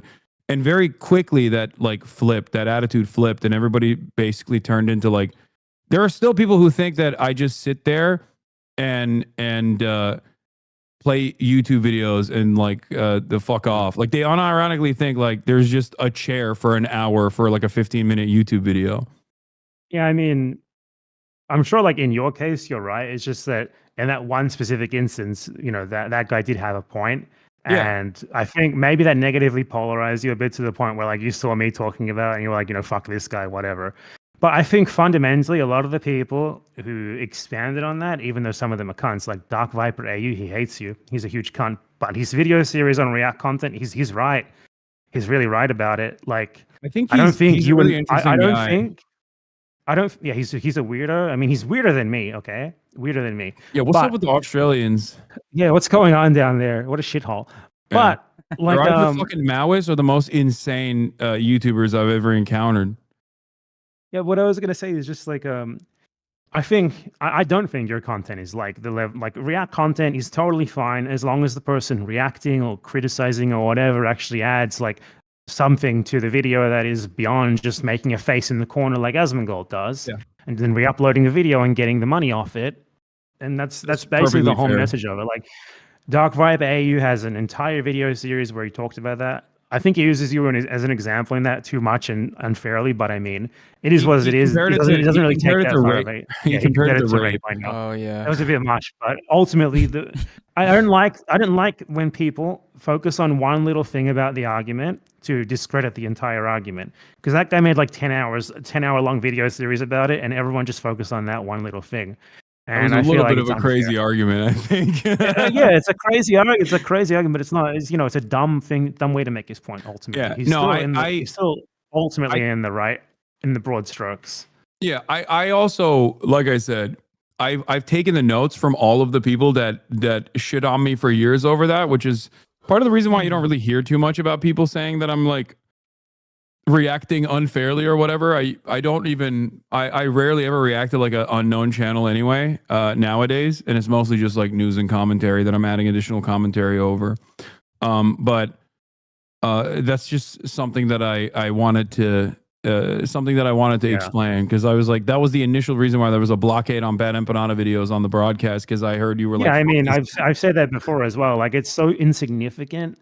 Like, it's Ethan keeps bringing that up. Like, oh my god, you said you wouldn't watch Bad Empanada, and you did. Like, okay, to be clear, even if you didn't used to watch me for the reason that he tries to claim, like he tries to claim you said I was anti-Semitic or something. Obviously, that never happened. But even if No, that was the case, it's so I don't think so. insignificant. Like, what a ridiculous talking point. Like, you watch a YouTuber who I don't like.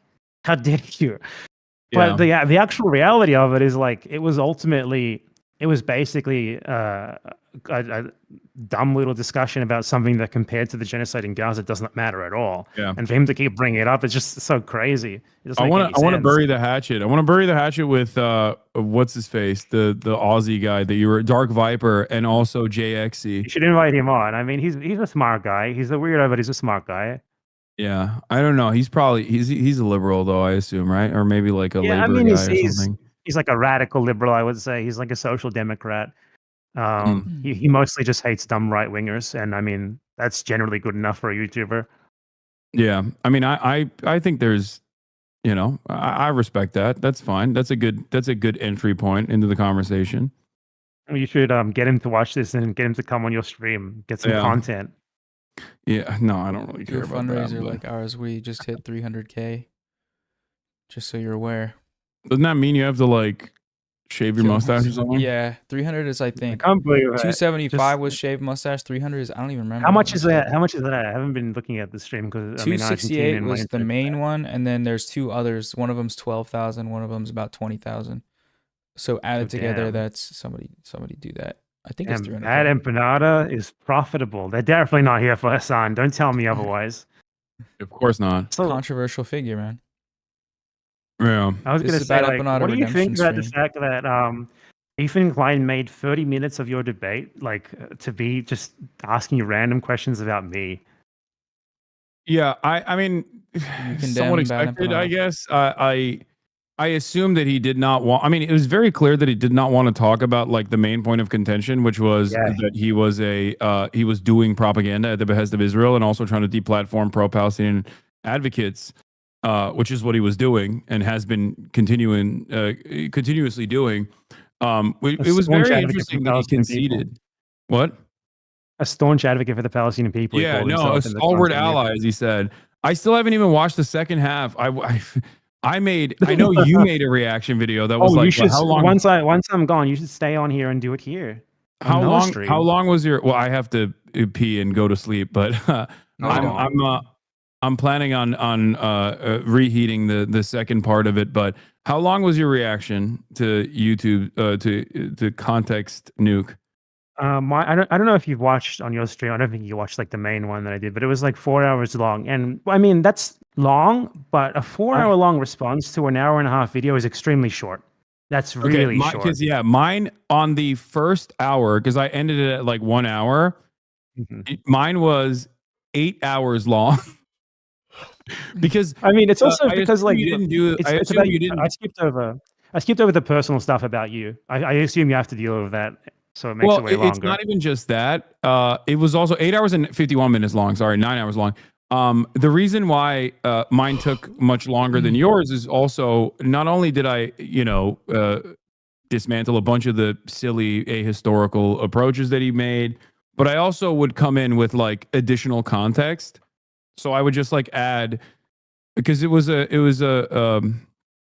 bunch of clips that were like 15 seconds long mysteriously. So I would just like expand the clips a little bit, like go directly to where he got the clip from, expand it a little bit, and show that the context actually was like virtually the exact opposite of the thing that he was presenting. That's also the average thing with the average anti-you video that I've watched from these right wingers. And yeah, Ethan's a right winger, obviously. Like the main way that they argue is they just play a clip of you, and then I watch the clip, it finishes, and they don't actually tell you what's wrong with it. Yeah, and they just do that over and over again.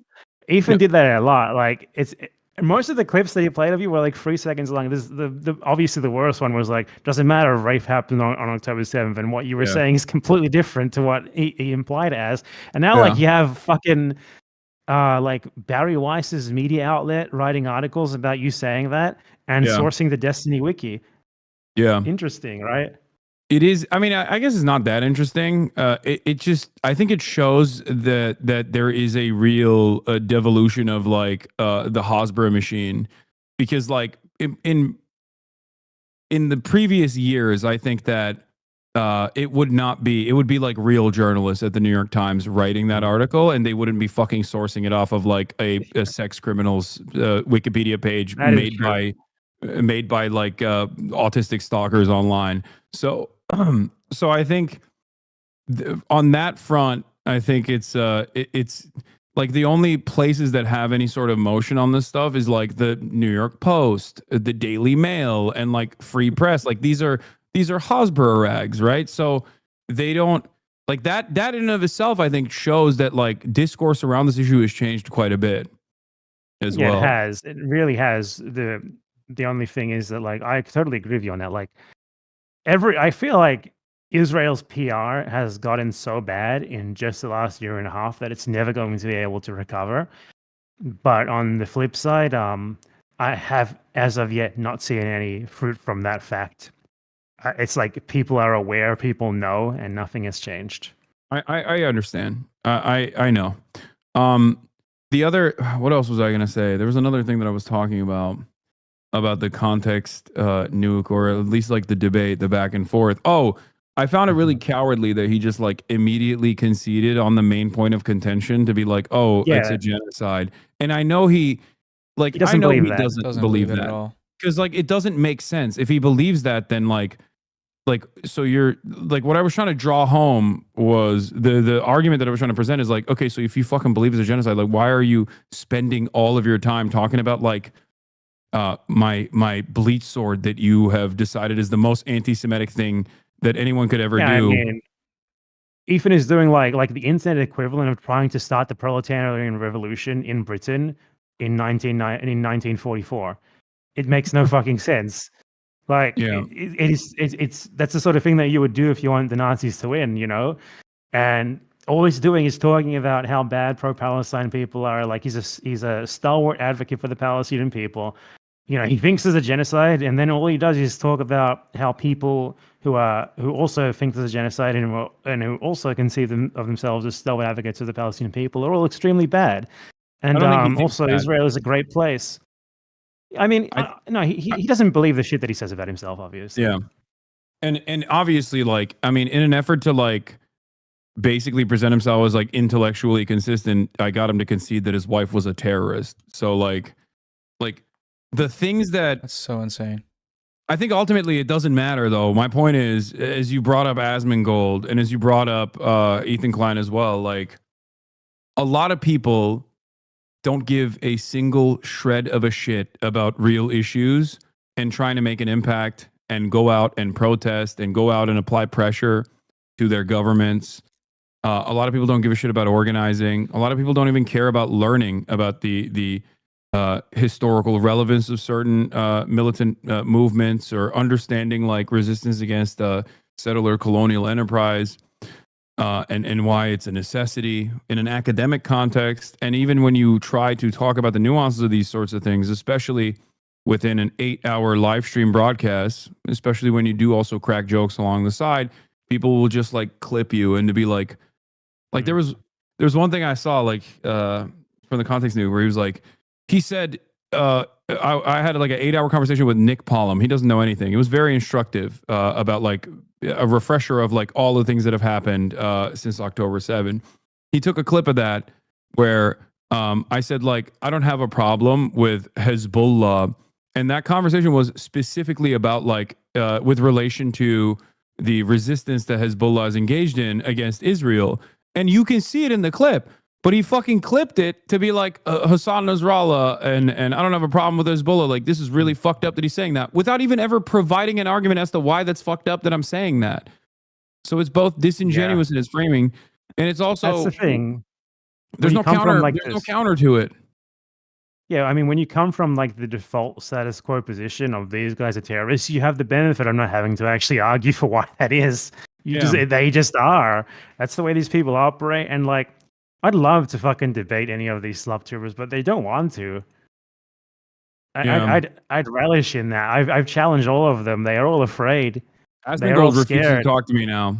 He won't. He just like he uses me as like the public enemy on his as like the leftist soy woke guy. I don't even both understand how that fucking happened. This is a guy who was like a shit World of Warcraft player, and now he's talking about like deporting people and how great it is that they get deported. Where did that happen? He lives in like the fucking woods. What does he care? What the fuck is happening? because he has 50,000 people watching him every day, and all he has to do is click play and go, yeah, based, and that's it. Do you know about like his history? Like, has he gained viewers from doing this shit? I assume he has. Yeah, Because he used to be like a video gamer. What the fuck happened? yeah. I think like there's ups and downs in the streaming space, but I think like he saw that he was getting a lot more prominence doing this, like a lot more relevance doing this, because he doesn't give a fuck about money. He lives in shit. Like he lives in filth. He lives in his own fucking The rot. ceiling Like that's just not even. fell down. From I'm the not even axe. exaggerating when I say this. It's like a fucking Yeah, I insane mean, thing. it is actually weird to have that much money and then not do anything with it. Yeah, no, it's like way weirder than fucking. I always used to get mad at Berkshire Hathaway, the guy that owns Berkshire It's weirder Hathaway. than Ethan Klein suing everyone. It's what is weirder than what? It's weirder than Ethan Klein using his money to just sue everyone. Oh, sue. Yeah, I mean Sue. that's also gross in a different way, but His I house is think kinda dirty Asmongold too, wanted right? he wanted to sue me as well. I think Asmon did or something. I heard. Yeah, these guys love. They're such Amerifats. They love immediately hitting the fucking litigation button. It wouldn't But- even hurt you. Like, you would just pay someone to do all the work for you, and ultimately, like, both sides, like, you know, everyone involved is rich. So it's like it wouldn't do anything to either of you. What's the fucking point? Yeah, I think I have become, unfortunately, like a beacon of what it is to be left online, all the way from like being pro Democratic Party, all the way to like Gary radical, revolutionary there's socialist people policies. who like have learned that making videos about you gets them more views than normal, and there Yeah. are so fucking many of them. yeah, Like, I and get it's a recommended never-ending so many of cycle that- because of like those sorts of videos. yeah, and that's literally what it is. And unfortunately, because the average person's interest in political affairs is resembling someone with the brain of a walnut, they eat that shit. They eat that garbage and they believe it. Like, How sad. Everything. Yeah. I don't know. I've long lost faith in humanity, if it's not obvious. So I'm sadly not super You are a bit of a um nihilist. surprised by any of this. Am I a nihilist? I think so. the human race is superior. We should all unite and go Which to the one? stars, like in Star Trek. The human race is superior to all the other races on Earth, like the dogs, Oh not yeah, the cats. Got The you. dogs. I'm a human supremacist. Yeah, you can't say this shit on YouTube. You're gonna get like negative comments from someone like anti species people, and they're gonna be very angry at you. But vegans. like, I think ultimately the internet and social media has been weaponized by like the whole concept. Like, this is so far away from what you're just talking about, but it's still relevant. Like, I think social media very much in a way democratized the dissemination of knowledge, which is why we can see the Gaza genocide, for example. But at the same time, it created like this massive arena that every single person in the world is always constantly using. Not every single person, but most people always constantly using, and it makes it so much easier to reach them with shit that turns them into a horrible person. And that second option is winning out over the first one, ultimately, which is how we get like literal beasts like Asmongold.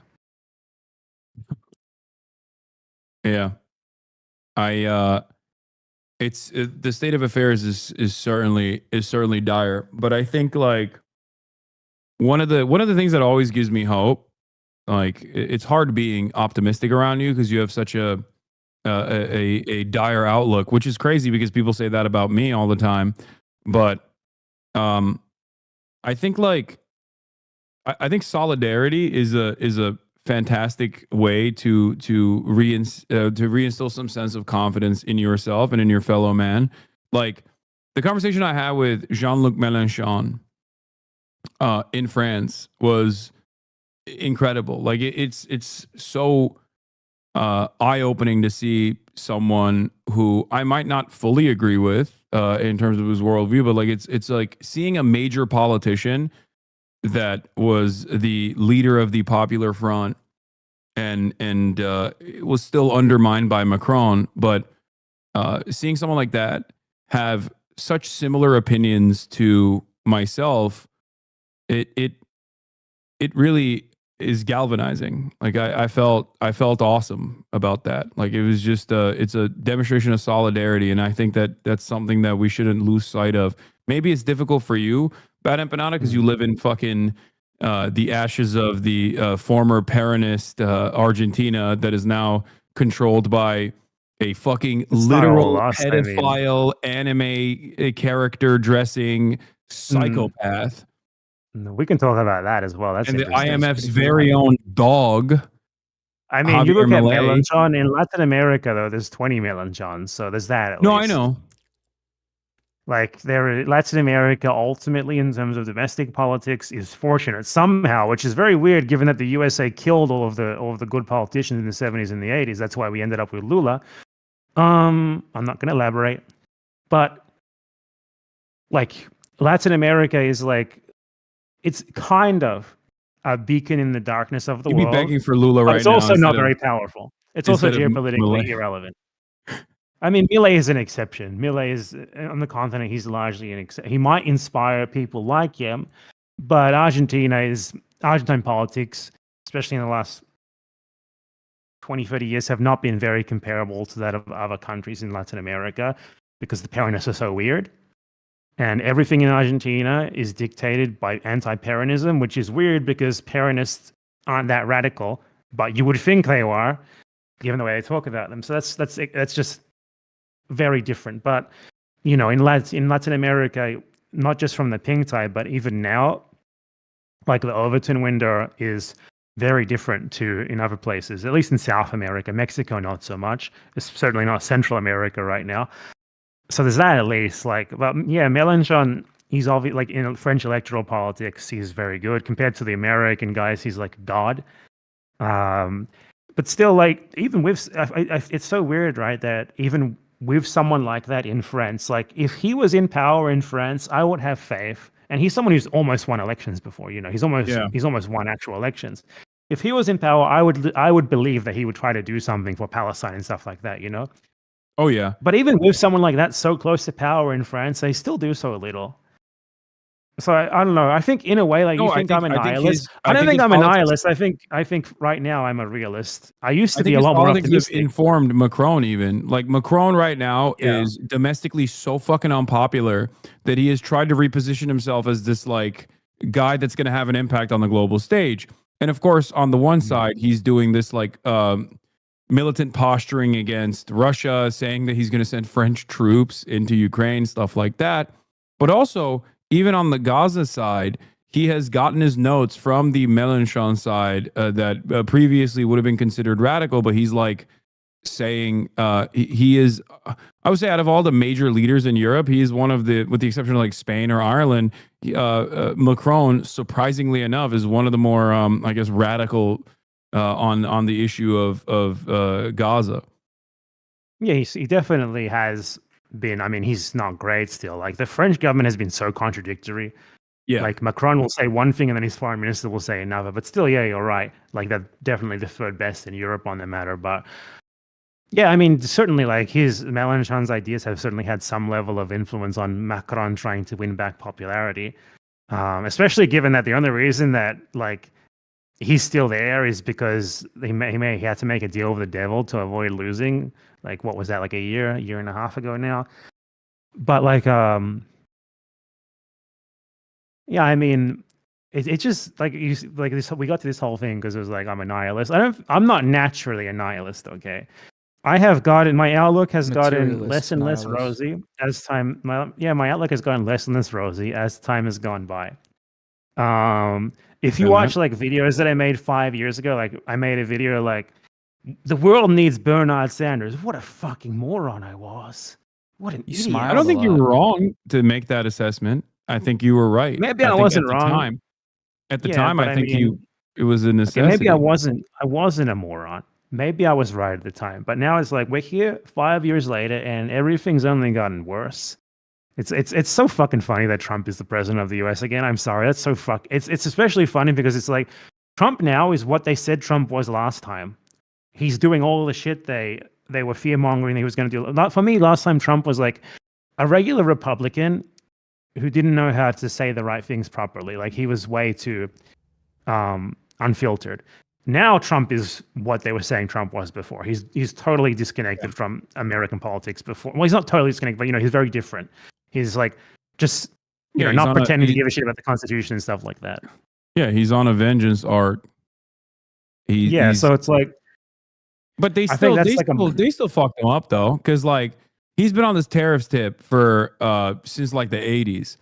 And when he started, in the words of Felix Biederman, molesting the money, he got that boss call from Jamie Dimon and he backed away. Like I think that played a big role in him not even trying to completely undermine global trade in a way that America had envisioned, which was so stupid. I mean, it was so incredibly stupid of him to do that, especially without like a robust manufacturing base. Like, what the fuck are you thinking? But you know, yeah, I mean it's totally it's nonsensical. Even if there is some sort of reason between his economic strategy, like trade strategy, it's a stupid reason. But I just think things have gotten like bad enough to the point where a little bit of pessimism is certainly warranted. And a lot of my pessimism, though I don't say it a lot, it comes from climate change because we don't talk about it enough, and it doesn't matter if we talk about it at this point. I made a video on climate change, like honestly, what was it, 3 or 4 years ago at this point? And in that video, at the time that I made that video, it was like, okay, we do something literally right now that is so absurdly radical that it'll never happen, or we're fucked.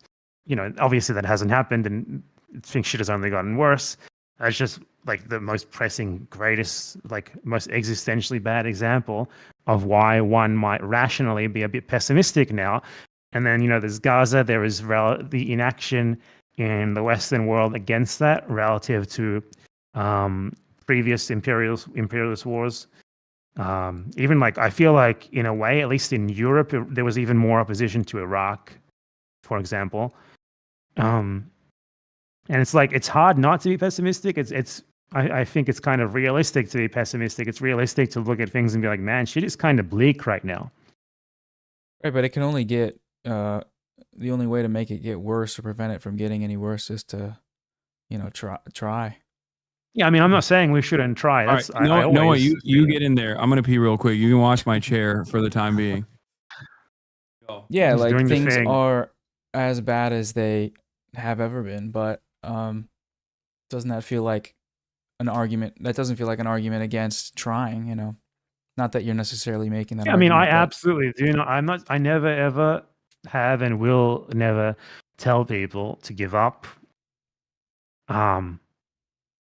Yeah, I mean, I never will. I feel there was one argument I made a couple years ago where, like, I'd like sort of jokingly said, like, if you're American, just fucking leave, just leave and go try to be Che Guevara somewhere.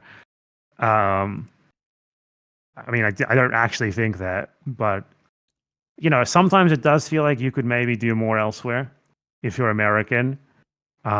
Particularly now, like, honestly, recently, like, to bring up one recent example of what this is not American, but it's another country that has already long had the sort of repression of free speech that the US is now getting. In Germany, Red Media, this media company that was pro-Palestine, literally got like judicially harassed into shutting down because they reported on like multiple journalists, like links to Israel and Zionist outlets and stuff. And as a result of that, like they got reported to the cops, they got sued, all this stuff, to the point where like the founder is now facing like a 3-year prison sentence for literally just like calling out German journalists for supporting like Zionist propaganda. And when that is the sort of environment that we're in right now, and that is also where the US is going, I don't even remember what I was initially talking about. I just really wanted to shoehorn that in there because I forgot to talk about my Yeah. stream this week. Pessimism But, like, versus optimism, I suppose. yeah, like I used to, like, the US used to be so much better on that sort of thing. Now it's, man, what do you even say about this? Yeah, But it brings a little now more it's like, context. Oh, go ahead. yeah, I was just gonna say, like, that sort of thing is a great reason to be pessimistic because, like, the crackdown on pro-Palestine speech is not just a crackdown on pro-Palestine speech. I feel it's in not everywhere it's happening. It's going to be extended to other things as well. Yeah, it's Um, an entry point into the conversation because Israel and Israel advocacy groups are they have a stranglehold. Like they have very powerful advocacy groups. They have a really powerful influence peddling operation that's very You're gonna get sophisticated. clipped. You're gonna get What? clipped. You're Wait, gonna why? get clipped anti-Semitism. Well, it's just okay. Yeah, I know, it's just it's true. I'm also just true. saying. Yeah. And I think that because of that reason, like these are all advocacy organizations that masquerade as like Jewish advocacy organizations. They act like they are entirely predisposed with combating anti-Semitism, and they have a lot of institutional prowess. They have a lot of institutional prominence, and I think Trump recognized that, or at least not Trump necessarily, but the Heritage Foundation, American Enterprise Institute, like the guys that did Dan Project Saltman. 2025, also had a write out for this called Project Esther.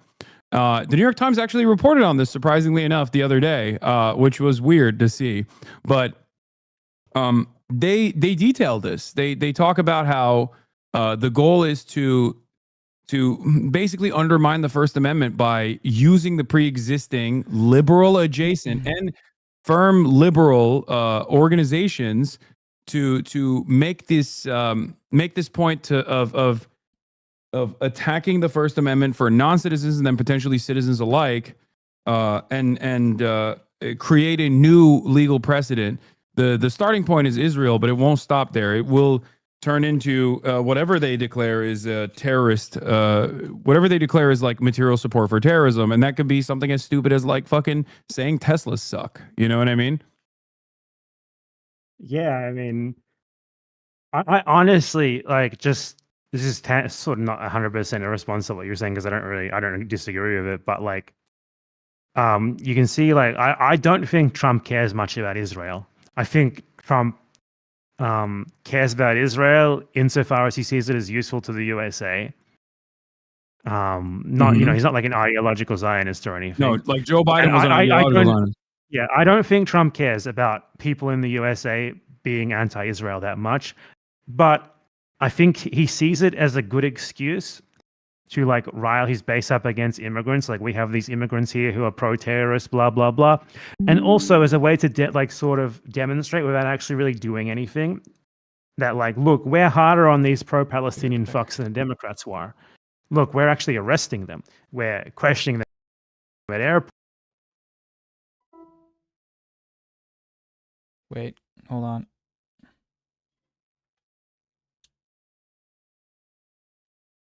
You're muted. And this other stuff. That's the Tesla stuff that you mentioned is a great example of that. Like, you're attacking Tesla, somehow you're attacking the government. I don't even think Elon Musk is like a part of the government anymore. Hold on one second. Back, you're back. Yeah, I can't even hear Noah. Can you hear him? Wait. Oh, I can hear you now, Noah. Yeah, sorry. Yeah. I turned my headphones off and then the whole thing exploded. Keep going. Okay. Okay, what BadEmpanada was saying a bunch of anti-Semitic stuff, and I bravely defended I hit the button. yeah. Israel. Yeah. Hassan actually called the ADL, the ADL cop cars on the way to my house. I won't be seen again soon. Just like the South African activists who they helped disappear back in the 70s. Look it up. Yeah. In the 90s, they got prosecuted for it. In the 90s, they literally got prosecuted for it because they were caught. They were caught spying. So they got on, prosecuted as in like they got convicted, or there was just like an investigation? I think there was an investigation. I remember reading about, but in the 90s they were like outed as directly spying on black protesters. Of course, that's par for the course. That's a double Monty. Both Israel and also apartheid South Africa hate black people. But what was funnier is they were also spying on Jewish student groups that were also against apartheid in South Africa. So the Apartheid Defense League, as I like to call them, was spying on Jewish Americans at the behest of apartheid South Africa. Fantastic I mean, stuff. this is it's because of the like South Africa Israel similarity and alliance, they just can't hide it, can they? Yeah, there are a lot of like organizations in Western countries that have like this veneer that makes them like untouchable sacred cows of, we fight anti-Semitism. And sometimes they do, sometimes they do actually. Like the ADL does actually have for example, like resources on its website, like that accurately describe a lot of stuff in regards to anti-Semitism and like just in general Nazi stuff. Like look at this like Nazi symbol or whatever. Okay, useful, great. But that is not the primary function of this organization. The primary function of this organization is the Israel advocacy. They have to do that so they can do the nefarious Israel advocacy. Because if they were just doing Israel advocacy, they would come across as ridiculous. Like people would be like, "The fuck? Aren't you supposed to be like combating anti-Semitism? What are you doing?" And I think that's or maybe it was initially in its inception. I think it was because of the famous incident. Yeah, it was like a guy got lynched or something. So they formed exactly. the Like I think in its inception, and somehow it became this. Yeah, in its inception, it was like a genuine. I suspect it was a genuine like a genuine way to combat anti-Semitism, and then it very quickly got swept away by Zionist interests. And that's why you had the former president of the ADL shitting on the current president of the ADL recently, and I was like, bro, you guys are, I can't believe that there's like internal conflict within the ADL on this. Yeah, just in regards to like the contradiction between like the ADL and the anti-hate speech image and then the Israel advocacy. I don't know if you ever seen the Tucker Carlson clip where he calls them out on that, and he's like, the ADL says that Israel should take measures to maintain the Jewish demographic majority to make sure that Palestinians can't take over. I agree. So why is it that Jonathan Greenblatt, who at the time was the leader of the ADL, why is it that he says that in the US we need to have this flood of migrants to make it so that we are no longer a demographic majority, and then they vote us out?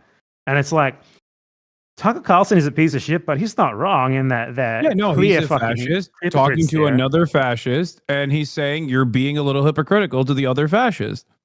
Yeah, it's like, so they have like two faces, clearly. It's like one face is like, we are an anti-hate speech group. Yeah, Black Lives Matter.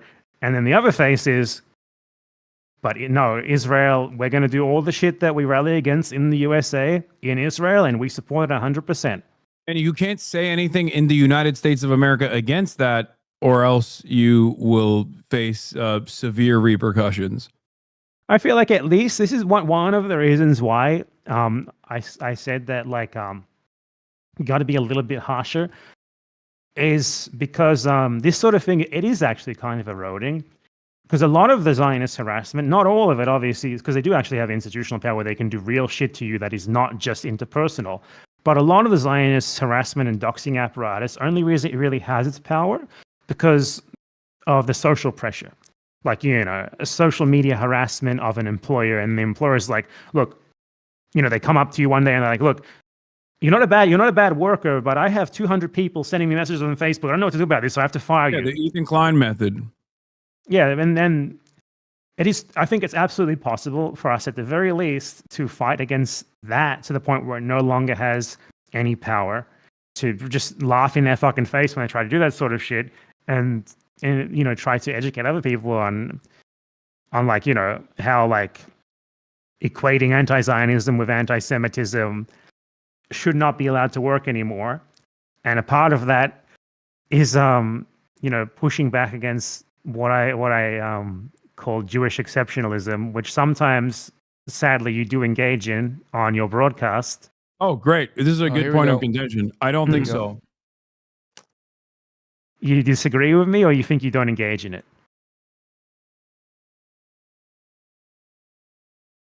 I disagree with you.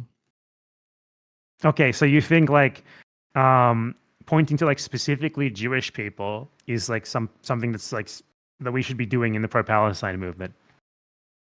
I don't think that they should be the primary focus, but I think it's important to do that because Americans are so fucking stupid that they literally need to see like a Jewish person to be like, oh, I guess this isn't like, I guess, yeah, people are stupid when they say this guy is anti-Semitic because it is a big focus.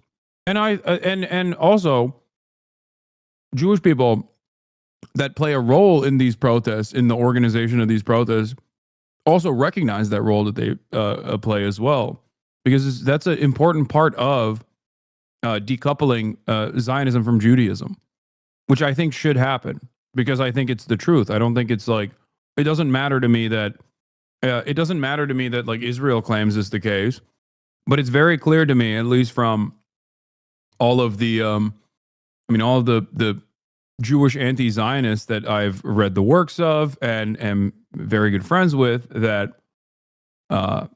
it's not a monolithic force at all. And I think it's not necessarily to shelter the feelings or place the feelings of Jewish Americans ahead of like the death and destruction that Palestinians are facing. But I think when I'm doing this argument, when I'm doing Hasbara, when I'm telling the truth to Americans about the situation, I think it's important for them to also recognize and to decouple Zionism from Judaism, because I think the other scary side of this is that there is truth to the canary in the coal mine, regardless of the fact that Canary Mission has like bastardized that term, that anti-Semitism is like a primary marker of fascist ideology for the most part in the West. And I worry that the only thing that will come about this is the death and destruction of the Palestinians, and then the resentment towards Israel will not stay towards Israel, but will just simply turn into hating Jewish people and It's already attributing doing that, them right? to the actions of Israel. That's And why there will be no progress Blazarian, there. all those guys get so big.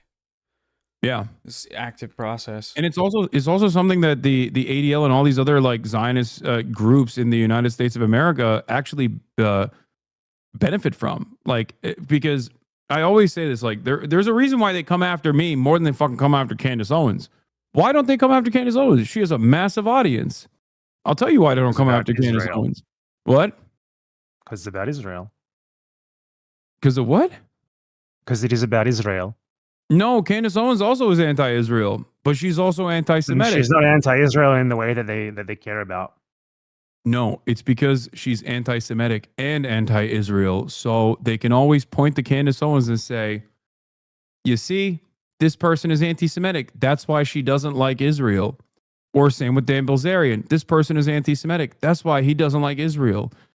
But someone like myself who combats against anti-Semitism with regular frequency am a major threat to groups like the ADL or any kind of Zionist organization, because they can't pin me down as someone who is simply anti-Israel because he's anti-Semitic. And that plays a big role in getting young American Jews to also move away from the I mean, ultimately, like this is all this, you know, we can't prove either way why they come after you, but I think the reason they come after you is totally different. The reason why they go after Candace Owens, they don't go after Candace Owens so much, is because she's not going to call Israel what it is, because ultimately she's someone who upholds the sort of structure behind what Israel is, which is, you know, like a settler colonial ethno state. She doesn't really give a shit about that. You know, she's an American nationalist. She's that sort of person. She's never going to call out like the superstructure. She's never going to call out what it is at its base. You will. I think that is way more. Sure. That is way more important as to why you are targeted deep down than just this. But you also denounce anti-Semitism thing, because they have no problem hiding that part. Like they never even talk about that part. Honestly, like no, they don't talk about it. You would never know the way they talk about you that you say anything about it. Yeah, but I mean, the point that I'm making here is that you are more of a threat to them because of that than it is because of, you know, you also couch your denouncements of Israel with announcements of anti-Semitism sometimes. And I think what you said was Candace Owens. What you said was a corollary point with what was being talked about earlier in regards to couching anti-Israel rhetoric for the average American in their own material interests, in something that's going to be more digestible by saying, well, it's your money that's going to Israel to bomb these kids. It's like, oh, okay. In the same way that if you bring up the fact that some Jews are against Israel, it's like, oh, okay, that must mean something, right? Yeah, it gives Even though people that's not the confidence. center of the conversation, and it shouldn't be. It's could still also it's a respond to them in a tactical different decision, way, though. right? You could respond to them in a different way. If someone says to you, hey, people tell me that pro-Palestine people are anti-Semitic. What is the better response to that? Is it to say, my friend here is Jewish and he's pro-Palestine? What are you talking about? Or is it better to say, well, I'm against, I'm against states like Israel, which is states that are run by Do both. one group for one group, regardless of who they're for. And this is why I'm against Israel. It's nothing to do with anti-Semitism or Jews or anything like that. And I think fundamentally you should understand that's the problem here. You're No, talking I to do an both. American, though. I think I The do that first as one well. is nice and quick. Yeah, you do. But when This, you my friend, also is I also judge point that to Saudi in Arabia. this, I will be and like, my friend told me it's okay, then the implication there is that what if enough of your friend, of people of the group that your friend is a part of, had the opposite opinion? Would that mean that there is, something legitimate to this state? Obviously, you don't think that. no, So of why do course we not. keep making this argument? Mm. I told you it's not. It's only complimentary. But the reason why I also make that argument is to make sure, because look, the reality is, if I were to, one, I care about anti-Semitism and not spreading it and making sure that people understand that this is an Can I just issue that should interject be. here for a second with something that will get me clipped on the H3 podcast subreddit? What? I think you care too much about it. Too much. I don't think so. Think about, okay, what are Jews in today's Western society? They are basically slightly less white people. That is no, the they're reality. white. Jews are, Okay. for the most part, firmly a part So, of like, the white class. Yes. The incredible singular focus on anti-Semitism as this special kind of racism that is above all else specifically exists to legitimize Israel, specifically exists to put a chilling effect on anti-Israel speech. And you are sort of legitimizing that idea by putting such an emphasis on it as well. No. And here's why. A big part of the advocacy for Israel revolves around constantly tangling it with Judaism. That is what I'm targeting. That is what I'm also trying to dismantle. Because I don't care about just simply saying, I don't give a fuck if I mean there are times The reason why that has so much power is because of this idea of anti-Semitism as some ever-present, singular, special kind of racist threat that's always there, no matter what the social position that Jews actually do have at the present moment in time is.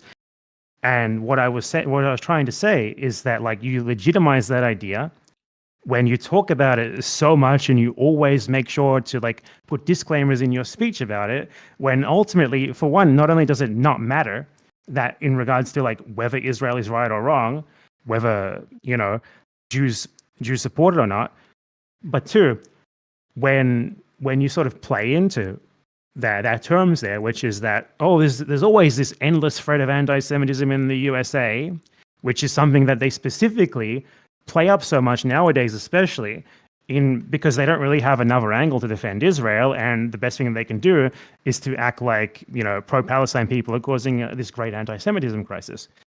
So when you legitimize the idea I'm not saying you do it on purpose or whatever, I'm saying maybe by accident, but when you sort of play into that yourself by constantly denouncing anti-Semitism, by being a crusader against anti-Semitism singularly. And I'm not saying you shouldn't be against anti-Semitism. I'm not against anti-Semitism. I call out actual anti-Semitism way more than most people on the left do, which is worrying.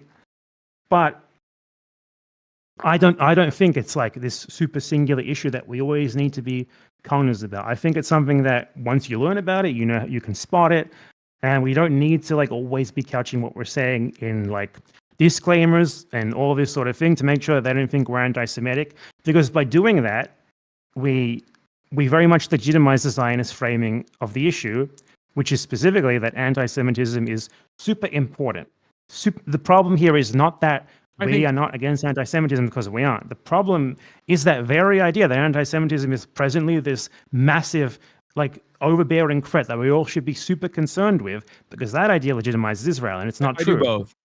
I do both, and that's the reason why I said I don't agree with what you're saying, is because I don't know if you see this or not, but I spent a great deal of time talking about precisely what you just mentioned, as far as like how this is weaponized, or how this is like classified as like a specific form of bigotry that is oftentimes bastardized. You're saying like Jews, by and large, in the United States of America, like are classified as white and are in an exceptionally privileged circumstance in comparison to like the Palestinians, right? That's like you're saying. So like therefore, I'm saying in comparison to other Americans, for example, as well.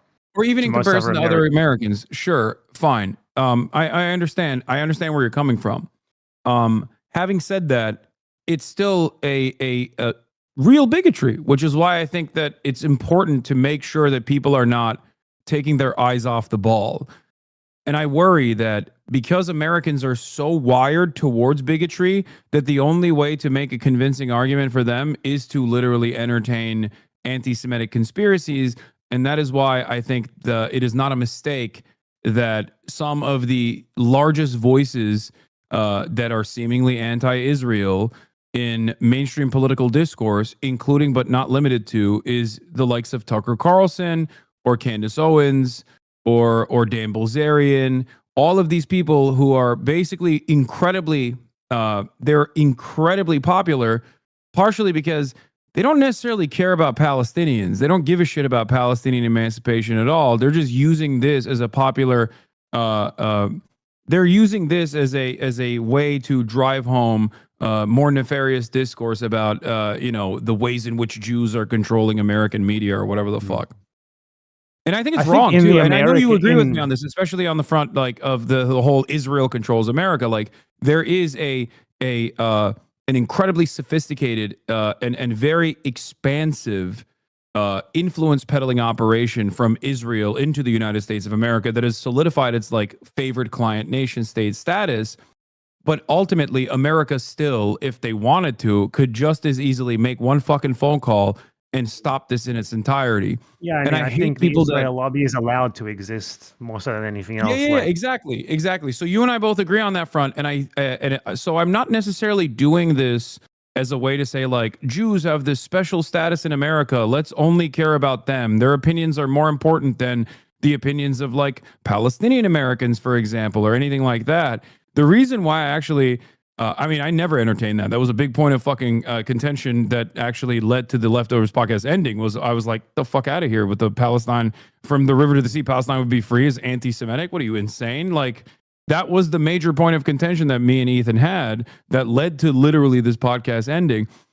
So I have obviously these red lines, but having said that, it's important for me to at least consistently address that for a couple different reasons. One, because there are people, especially in like progressive liberal spaces, that do fall into this propaganda that like, this is a product of like anti-Semitism. And two, I don't want to give any credence to the right-wing anti-Semitic rhetoric that revolves around Israel, because it's just wrong. It's a wrong solution. Or there won't be any fucking solution whatsoever if their desires are followed on. I think you have actually, you might not have noticed it, but you have actually sort of become harsher on this recently. Maybe it's because of me, maybe not. No, you definitely have. You definitely have the like, the dog walker comment, the local dog catcher or whatever it was. That was exceptional from you. And that is progress. You might not see it, but it is. I believe recently you also said something. What was it? I was thinking about it there, but I forgot what it was. But you said something in a similar vein to that regarding like support for Israel or whatever and stuff. And like, no, what you said was, I think it was definitely you. It has to have been you. It was that you outright said that in the context of Israel, Palestine, like Jews are like, white people owning slaves, basically. Not exactly, but like Jews in Israel are in that sort of social position. And that's true. So like Wait, what do you talking mean? about, I've been saying that. I've been saying that since day one. I have time I and don't time think you again have. mentioned that like what Israel has done is far worse than like a Jim Crow. Like what? Okay, but What you're saying Israel? what Israel has done. I'm talking about the social position of Jewish Israelis. Yeah, that's another major part of my commentary. Is like I always talk about how like the different the ways in which like in the Western world someone can claim that there's an anti-Semitic attack happening when you have a Jewish person who gets the Star of David painted outside of their house. This happened in France, I think, like immediately after October 7. Mhm. But when the Star of David is painted outside of the house of someone in the West Bank, that means something entirely different. This is a way to explain the dynamic of like what Judaism looks like in the region and the power position that Jews hold in Israel in particular, but certainly across the board as an expression of American imperialism. This is a very important part of my commentary from the jump. I've always talked about this. Okay, Like well, my that, point that here there is was no like like my I don't point think here there's was any getting at this, marginalization which of I'm Jews. sure you agree with. I'm sure Well, you agree with, and I think maybe you think that you've been saying this all along. I don't think you have. well, Like, I agree to disagree on that. I'm not specifically here just to call you out. I'm not here to like hold Hassan Piker to account. I'm not Ethan Klein. But my point here is that in the context of Israel Palestine, like talking about anti-Semitism is a fucking joke. It's so worthless. It's pointless. It's like talking about anti-white racism. It is all dude, lives that's matter. literally what I told Ethan. Yeah. In our Well, first when did you tell him that? conversation. Like 4 years ago? in- I don't know. When I saw you, like, come on, Ethan, don't call Jewish Voice for Peace the capos. What you should have no, said that there, was what I Hassan said Piker. before that. Oh, Hassan Piker, what you should have said to him in that situation is, Ethan, in this case, the Holocaust victims are the fucking Palestinians. They have capos, not the fucking Israelis. Shut the fuck up, you moron. Okay. You have to understand something. You have to understand something. I literally told him verbatim what you just said, not the Holocaust thing, but I should have. You're right, and I have made this comparison on numerous occasions since then. But I literally point told to him each. verbatim exactly what you said. I was like, "What are you talking about? You're doing like all lives matter shit, like a white supremacist to someone saying Black Lives Matter. Like, why would I listen to what you have to say on this issue? Like, I'm telling you what the Palestinians are saying in this emancipatory slogan, and you, on the other hand, are presenting your feelings on this issue when if you are at odds with this message, like you are a part of the party, you are defending the party that is doing these actions. It's the same as listening to someone like a white Christian right winger say all lives matter to black people that are saying Black Lives Matter. That was literally the conversation that we had on October 17th, 2023. So yes, I have been And you saying don't write this. down to the date. Well, I mean, I'm happy to take your word for it. You can go back and watch it. No, I'm not going to go and relitigate your clips from 3 years ago. Okay, it's not 3 years ago, but you know what I mean. I'm not here to do that. I mean, I don't even know why I'm here. I'm here to make money for UNRWA so they can give people food so they don't die. That's why I'm here, honestly. So, Yeah. But yeah, I mean, I'm glad at least now we seem to agree on that, and I will have my entire harassment Discord server permanently watching your stream to make sure that you stay in line. So be very careful. Listen, the Turk does not concern themselves with the opinions of the Greek. Okay, Hideous Ottoman. the Ottoman does not concern himself with this. You are a very powerful janissary, though. I will admit. You are literally a fucking like a living room ornament. Shut the fuck up. No, I'm the Sultan. Okay, I'm the Sultan here. I'm the I've said for Padishah. years, okay, like the And first you video are I ever made about Hassan Piker. the nubile boy that my soldiers brought in and were like, this boy right here, he's gonna be a good warrior. Drew Pavlov's son is gonna be the janissary, not mine. No, he's a terrible janissary. No, Drew Pavlov recently made a video. He recently made a video where he like it was like a bad empanada denouncement video, and it just is totally like random and it's out of nowhere. But he made a video. It's like, bad empanada tried to sue me and I won. And it's like I sent him a legal letter because he was publicly accusing me of like raping children. Okay, and I decided not to go through with it. And I ended up raising money for charity and for UNRWA instead. This was like a year ago. And in his video talking about this, Drew Pavlov Like he made like a counter accusation against me that what he had accused me of was true. And part of his evidence of this was a tweet where I posted a poll that said, should Drew Pavlov's children be conscripted into janissary duty? And I shit you not, when the time came for him to put evidence on the screen for his allegations against me, that was what he put on the screen. And the best part about it was that was attached to a poll, which was like 99.9% yes. And he edited the poll out of the screenshot as well. And this is specifically relevant to our discussion about the Ottoman and the Greek. So I thought that was funny. Well, I think he would make for a horrible janissary. I would never allow him to be. We would need to get to him very early before Drew destroys his mind. Yeah. You, on the other hand, you have the gumption and the intensity necessary I'm a bit old. I'm extremely to be in the fucking front lines. What do you think about the Armenian genocide? You're Turkish. I hold you collectively responsible. You know what's actually really interesting? You know what's really interesting about that? The Armenians away from Hassan Piker. So what's really interesting about that is like, well, first of all, in Turkey, it's not even like in school, like I learned it as though it never happened, or like people were lying about it. And I always thought it was like interesting because like something just didn't add up. You know what I mean? What? So they just don't talk about it at all? No, I don't know what it looks like now in like current curriculum, but yeah, when I was growing up and I went to I went to middle school and high school all the way up into high school in Turkey. It's like kind of embarrassing to kind of admit this, but like System of a Down kind of played a role in me going, maybe there's more to this, like to this narrative, which is such a strange thing to admit now, like, you know, decades later. But yeah, that was my first like introduction into perhaps the overarching narrative that the state was presenting as true was maybe not true. It's really interesting though, because like I've never denied the Armenian genocide, and yet like that's like the number one thing. It's literally just the first thing they think of when you're Turkish. It's literally Andrew Tate has claimed that I deny the Armenian genocide. He's like like, which is weird because you know he's a fucking horrible monster. But isn't he like? He's been arrested in like every country in the world at this point. He came to America and did a rape. Like he squeezed in a fucking rape in America while he was here for like 2 weeks. It's crazy. It is crazy.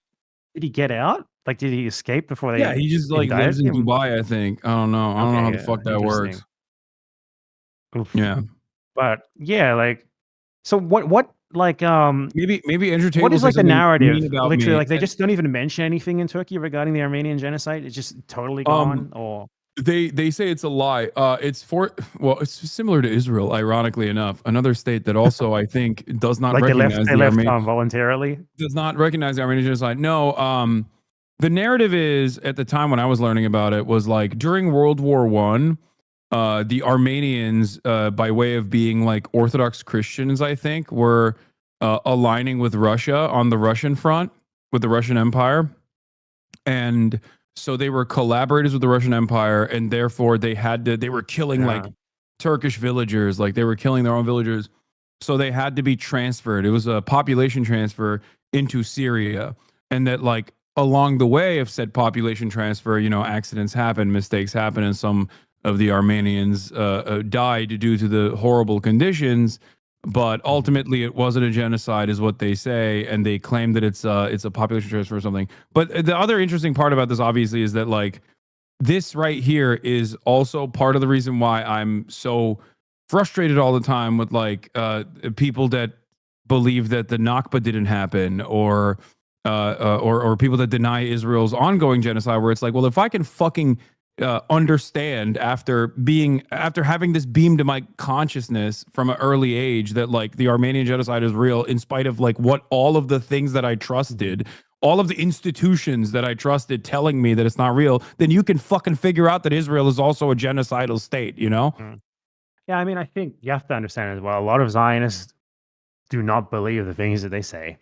That's simply true. Like a lot of Israelis do not believe the things that they say. Like they in terms of these people are indoctrinated. A I think a lot of the time it's not that they're indoctrinated; it's that they recognize a system that benefits them, and they will lie to try to legitimize it or maintain it. Um, I think Israelis overall know what happened during the Nakba. I think in Turkey it's kind of different because there was not like a sort of there's not like a conflict afterwards that they have to benefit from denying it, so they don't really need to think about it that much. Whereas in Palestinians are literally still there right now claiming the land from Israelis, so they need to continually reinforce their narrative, not so much as Yeah. the Turkish do. Yeah, no, that's definitely true. I mean, it's like in America, once a long enough time passes, like no one talks about or cares about the indigenous genocide of the Yeah, Native like I mean, Americans. Biden literally like went and just apologized to Native Americans, and everyone forgot about it the next day because it's just Yeah. now they're comfortable talking about it because there's no consequences for talking about it. Yeah, exactly. And that's my biggest fear is that like this will be relegated to the dustbins of history, and then like Israel will do like fucking disgusting land acknowledgements 100 years in the future. You know what I mean? I just like thinking about that makes me so angry. I don't know. I don't even know if Zionists would do that. I don't know. Zionism seems like a particularly bad settler colonial ideology that might even reach that stage. Probably not. Yeah, because Like, I hope that there will be a dismantling of Zionism across the board, and that there will be a single solitary secular state. Inshallah. yeah, I mean, on its own, Israel will collapse probably. It's probably unsustainable. However, clearly, um, Israel is presently trying to just get rid of all Palestinians. Like they're trying to do that. The problem is for them, they are kind of a small country without basically no geopolitical leverage anymore. Like whatever usefulness they used to have in terms of fucking up all fucking around in all the politics of their neighbors, they're kind of beginning to outweigh that in their just blatant and overt genocide that now everyone can see, and even their own people are having trouble denying. So I don't know. Maybe there is some case for optimism there in that Israel is not going to be able to carry out their goals as much as they would like to, and they might try like they might like explode under the weight of trying to, because Israel is not like the colonial United States where they could just do this shit with literally zero consequence at all without any help from anyone. It is a country that is totally dependent on the rest of the world to even have a slight chance of existing. And for it to do what it wants to do, while its allies can also somehow sell the idea that they are for a two-state solution, all that sort of stuff, I don't know, it seems untenable, but they're definitely trying anyway. Yeah. I mean, we'll see. I think they have a grand design in the region, and Israel plays an important role in this. And I think that there's going to be more. Israel's going to play a major role in like going against Iran as well, because I think the ultimate goal for America is to go and decouple the rest of the world from trading with China, move them to like India or other secondary markets for manufacturing, only so they can more easily go to war with China. Or I mean, I think Israel has been super important to Middle Eastern strategy for the US in particular. I mean, you can see the result of that right now. The reason the Arab countries don't do anything about Gaza is in large part thanks to the role that Israel played in just totally fucking up regional geopolitics to the point where the US was able to capture their governments. It's no, for sure, amazing at that. But then there's also like even though like there's a normalization between Israel and Saudi Arabia, Saudi Arabia and Israel are like going to be rivals at some point because their own interests in the region is kind of conflict. The Saudis want to be the hegemon. Israel also wants to be the hegemon. And at some point that's going to come to a head as well. So the US like aligning with Saudi Arabia also sort of puts I feel like a time limit in Israel's existence, honestly, because it doesn't matter. The US can't control Saudi Arabia. They want you to think that they can, but they don't. They support it. Saudi Arabia is way more powerful than Israel will ever be. And I think Yeah. that creates a situation where eventually Israel and the Saudis will get into a spat about something, and that will probably balloon into a conflict between the two. It's just, will the Palestinians be dead before then? I hope not. I mean, I think if the Saudis were thinking that far ahead, they would already also have a foothold in the resistance to a certain degree, in the resistance against Israel, at least to make sure that there's like decent relations if that time ever comes. Yeah, I mean, I feel like they're too cucked. I mean, the Saudis are cucked to some degree. I sound like a serious political analyst, don't I? By No, they are the US. servile dogs to American interests because primarily they want to diversify their investment portfolios. They want to get a stronger foothold in Western capital. They want Western capital to come into the country, and they care about those things, and they know that. And also, they like the weapons and possibly get a nuke. And all of I think those if they things, Donald wanted a Trump's gonna nuke, they give would them. already have it. No one's stopping them. I think Donald They Trump's might gonna already give have them. it, honestly. I don't know. I don't know if they already have it or not, but by the end of Trump's presidency, no, I don't know how long that'll be. They probably will have one. What do you think the openly. world will look like at the end of Trump's presidency? Nah, dude, I have no fucking idea. I don't know. He's the great peacekeeper. Did you see that Dan Saltman? This is totally unrelated. Did you see that Dan Saltman called you out because it's possible that your interview was 50 minutes instead of 2 hours? What do you have to say to that, Hasan? It comes out. Yeah, dude, that was really funny because like I think he openly admitted that he's like lying, and it doesn't matter that he's lying, and what I matters need is to like the question you narrative. here. I need to, this is your entertainment, okay? I'm a CBP Okay. officer. I'm Iraqi. All right. Uh-huh. Saddam was a lion, and also Saddam was a lion. Yeah, you know? he was a Baathist. Every Iraqi I've ever met has told me that Saddam was a lion. And also, so how long was the interview? Oh, I don't fucking know, dude. I have no idea. He's I think they did a I mean, you probably weren't counting. they did like a timeline assessment, and I think they like added some time to like when the plane landed or something. I don't fucking know. Like, who gives a shit? Sir. I mean, I don't know. Like, it's like Hassan Piker was only interviewed for 30 minutes. Okay, so what?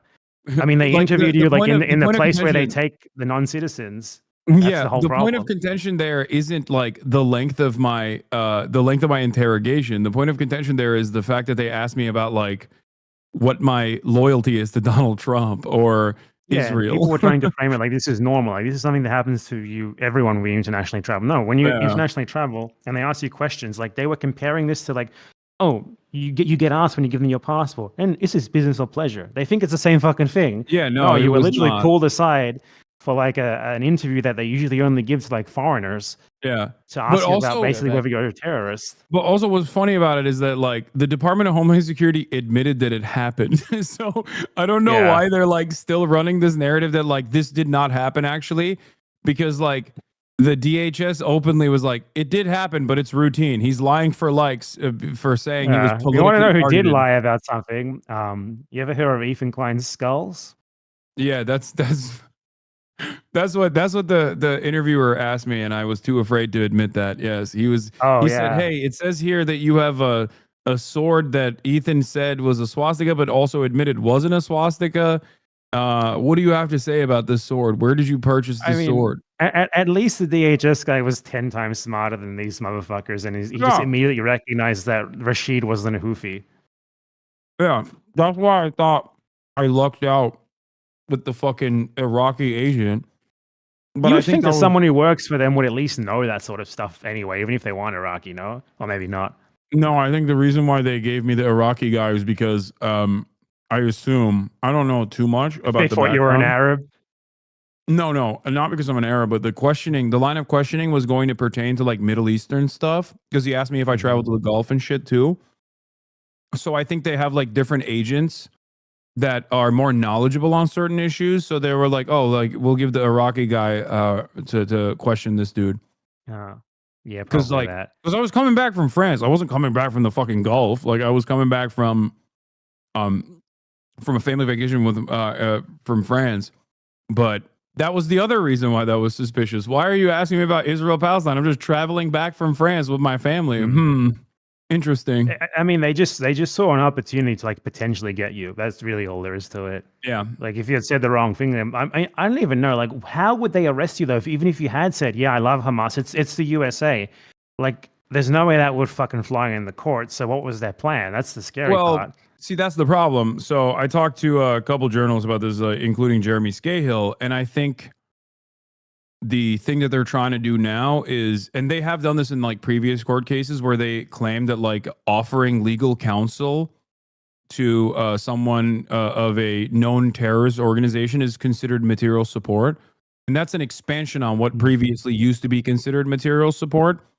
Because speech in the past was not considered material support, but they say this is like speech, but also services at the same time. So I think what this administration is trying to do is basically muddy the line between material support and speech in an effort to claim that like if you actually interview a member of Hamas, Hezbollah, or like the Houthis, you're doing material support, which I think is really fucked up. And I did not want to be the precedent-setting court case in that regard. So, and luckily I had not at the time interviewed. And I mean, someone, there was no legal basis for that anyway, because the Houthis weren't a terrorist group on the list yet when you did that. So it doesn't sound like a very sound case, even by their own that's terms. not my fear. Yeah, I think. Well, I'm worried because in general, I'm worried that like there are so many fucking journalists. Like Jeremy is not in America right now, but like, what's up? Is he going to come back to America and they're going to fucking make him a precedent-setting? They're basically doing like European sort of laws in the US now. But no, not even in Europe. You can still, as a journalist, interview members of terror groups. Oh, yes, there is that. Yeah.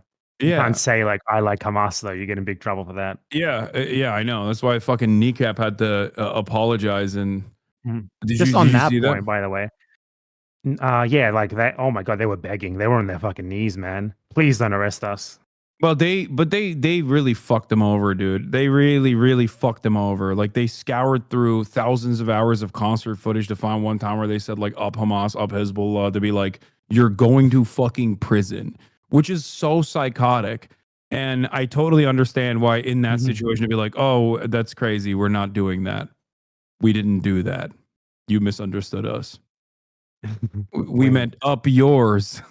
What I was going to say to you is I heard this from random people in my chat, so it might not be true. But I heard you say like BadEmpanada doesn't know what can happen to us in the US when you speak out against Israel because he's in Argentina. You know, do you know what happens to you in Argentina when you speak out against Israel? You think we don't have an ADL? We do. It's called DAIA. Okay, I don't know. I don't know what happens. I actually don't know the Argentine hate speech laws. Didn't they fucking disappear like an insane number of Jewish people in Argentina? Yeah. Oh, they disappeared Jewish people. Like this was like the US-backed dictatorship that did it, and they took like a bunch of Jewish people and the ones who got released, like who were tested, gave testimonies. They're like they were asking us if Israel wants to colonize Argentina because there's like this conspiracy theory in Argentina. Because like Herzl and that Zionist movement initially thought about Argentina as like a possible place for the Jewish colony. And because of that, there's a conspiracy theory in Argentina that Israel still wants to take over a part of Argentina. So the dictatorship, geniuses they were, kidnapped a bunch of random Jews and would ask them, like electrocute their ballsack and be like, what do you want in Patagonia? What do you people want in Patagonia? Yeah, so that's a fun little tidbit for you. I think. Aside from that, though, I think it was the Ottoman Sultan that initially, when asked by Theodore Herzl to purchase Israel, historic Palestine, he said, "Fuck off. That's not going to happen. Go to Argentina or something." I think that was the initial. About it, and then but like. In the end, like Herzl, at least I don't know what the rest of them thought. I haven't like read the minutes of their meetings and stuff, but like Herzl decided on Israel because he thought it would like unleash nationalist sentiments better than a random place. So there was also what was the other? There was another place in Africa. There was another Uganda. Yeah, Uganda.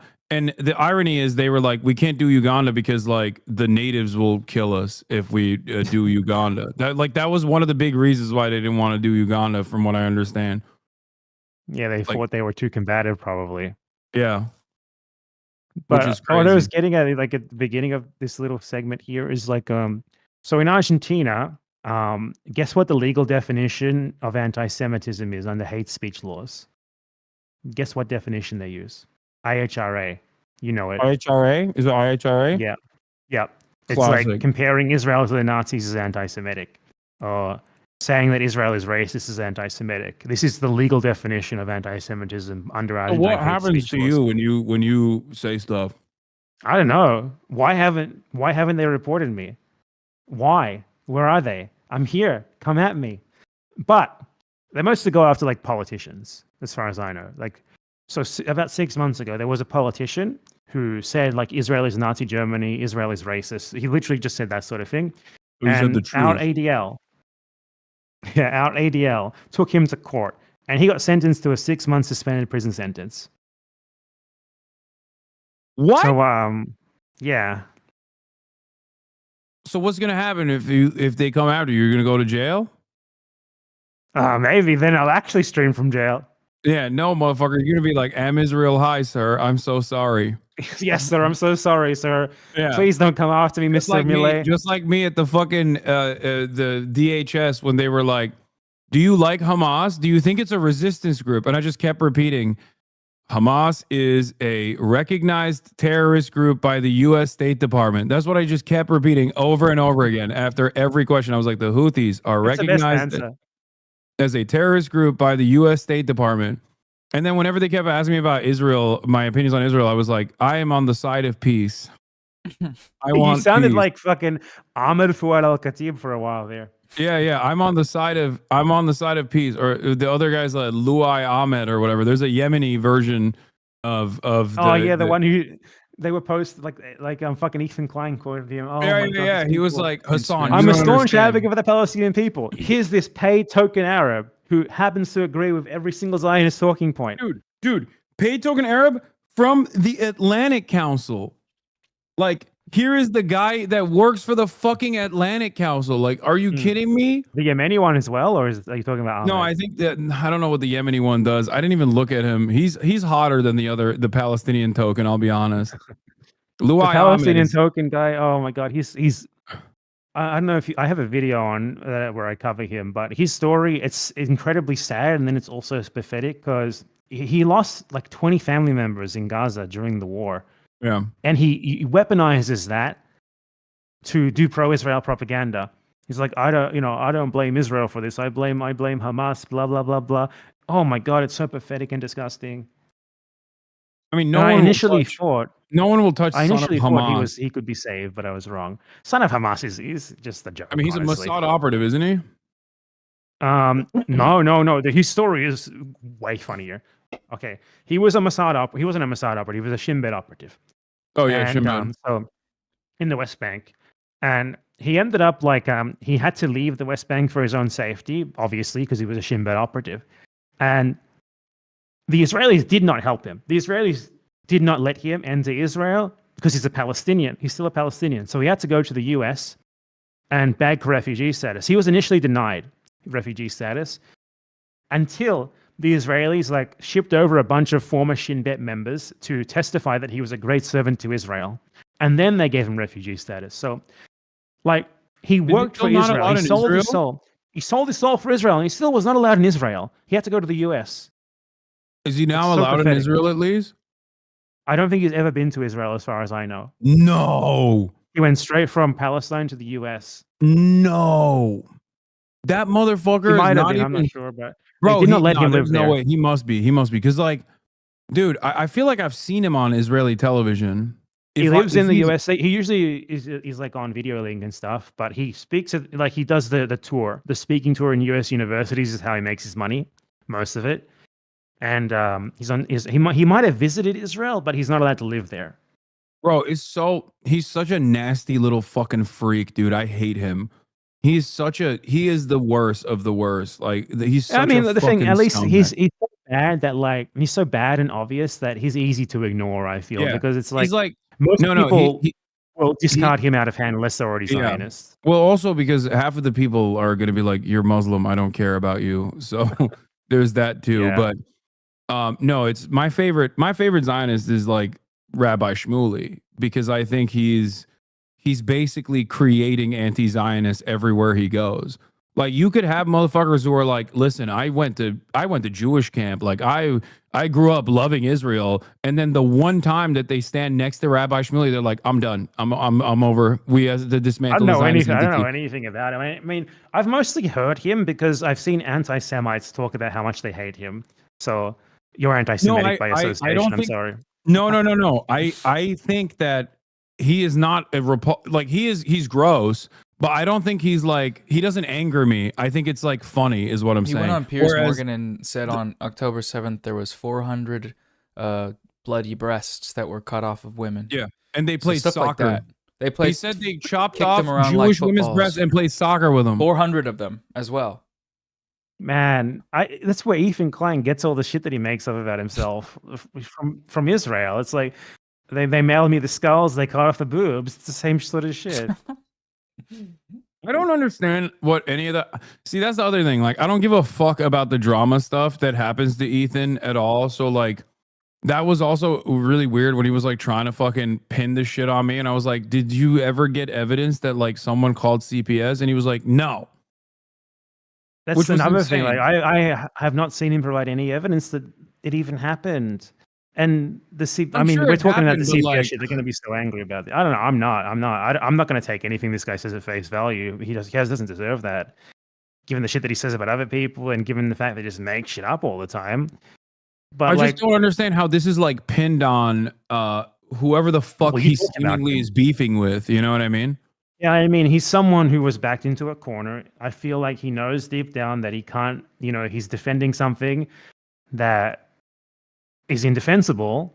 And when you're in that situation, you scream victim, and that's what he's been doing. Even if the CPS call did happen, like creating a victim narrative out of that is insane. It's just like a little checkup on your kids for a day or two. Like, give me a fucking break, dude. He treats it like he was raided by SEAL Team 6 and the concubine guy took his kids to be like his janissary or something. The concubine guy, if you don't know, is the guy is SEAL Team 6 the one who killed Osama bin Laden? Yeah, I'm going to pretend they are. But one of them they said are. to a bunch of twinks on Twitter that without social media, you would be my concubine. You're talking about Mick That's Booyah. that's my reference. Yeah. So he's treating it like that guy came in with SEAL Team 6 and kidnapped his kids to be his fucking concubine or something, okay? That is the narrative that Ethan Klein is going with here. It sounds like he got swatted, basically. And dude, it's just a visit from CPS. Should someone have called them on you? Like a random viewer? No, you shouldn't give a fuck about this guy and his kids enough to do that. But like, he's treating it like he's he's been victimized in a fucking absurd way, and it's not what happened at all. And he's been doing this more and more and more. He's a victim of harassment. Everyone's harassing him. People called Hila a terrorist. There's no discussion of whether, by his own definition, she merits that label or not. Which is, by the way, how I got involved in this in the first place. Because I saw what he was saying about Rashid, and it fucking offended me that he sees a Arab teenager when, by his own logic, his wife fits that definition that he was using. So, think a little bit before you say dumb shit. Luckily, this fucking CPS agent certified. CPS or not CPS. Sorry, Customs and Border Patrol. CBP agent certified. Rashid al-Haddad vindicated. The American government's official position is that Rashid al-Haddad is not a Houthi. Okay, I think we could put to bed these claims, because I would otherwise be in jail right now, I guess, and be a precedent-setting legal case that undermines free press and free speech in this goddamn country. Yeah, I mean, and then are the Houthis terrorists aside from by that definition? You don't comment because they might arrest you. In my opinion, they are not. Because I told him that. I did tell him that. I was like, I think. Oh, you shouldn't have done that. It's a bad idea. No, I know. I told him I did like the softest approach. I was like, I'm of the mindset of the Brookings Institute when they wrote a report in 2020 that Donald Trump's assessment on his way out of the administration to declare the Houthis a terrorist organization was actually quite problematic, because it actually rendered aid. It stopped the rendering of aid. And it actually had zero impact on the Houthis because they had no financial incentives tied outside of Yemen. I told him that. Yeah. And I mean, the entire reason that people are calling them terrorists is because of the blockade. If they Yeah. weren't doing the blockade, none of these people would even be talking about them. Like, Yeah, I Biden don't took them know enough off. about what the Houthis have done aside from that to say that they haven't committed terrorist attacks or not. But that specific instance is not terrorist attacks. That specific action that they're taking isn't terrorist attacks, you know? And Yeah. people just harp on that. Like, if this guy was actually a Houthi, if he had actually helped to hijack ships, good on him. Yeah, I this is the thing like that I tried to explain to everyone that doesn't listen because I think that they care more about like a gotcha in their minds, but I was like, I don't care if he's a fucking Houthi, dude. I thought he was before I interviewed him. I interviewed him. He has no reason to fucking lie to me. He said he's not a Houthi, and then we moved on to other shit. Like but even if he was a fucking Houthi, it's not going to stop me from interviewing him. And I've stressed this so many fucking times, and people literally don't understand. They're like, "Nah, we got you, bro. You admitted he was a Houthi, and then you lied and you said he wasn't because you're scared." And it's like, no, I'm not. I think it's my constitutionally protected right as an American citizen to actually fucking conduct an interview with a member of the Ansar Allah administration if I fucking want to. Okay, I will have a Al Houthi family member if I want to. Like, what the fuck are we talking about? I saw some of the slop tubers set up the argument that you shouldn't have done that by saying like, well, you know, Osama bin Laden was interviewed, and that's not necessarily something that, you know, shouldn't be allowed to happen.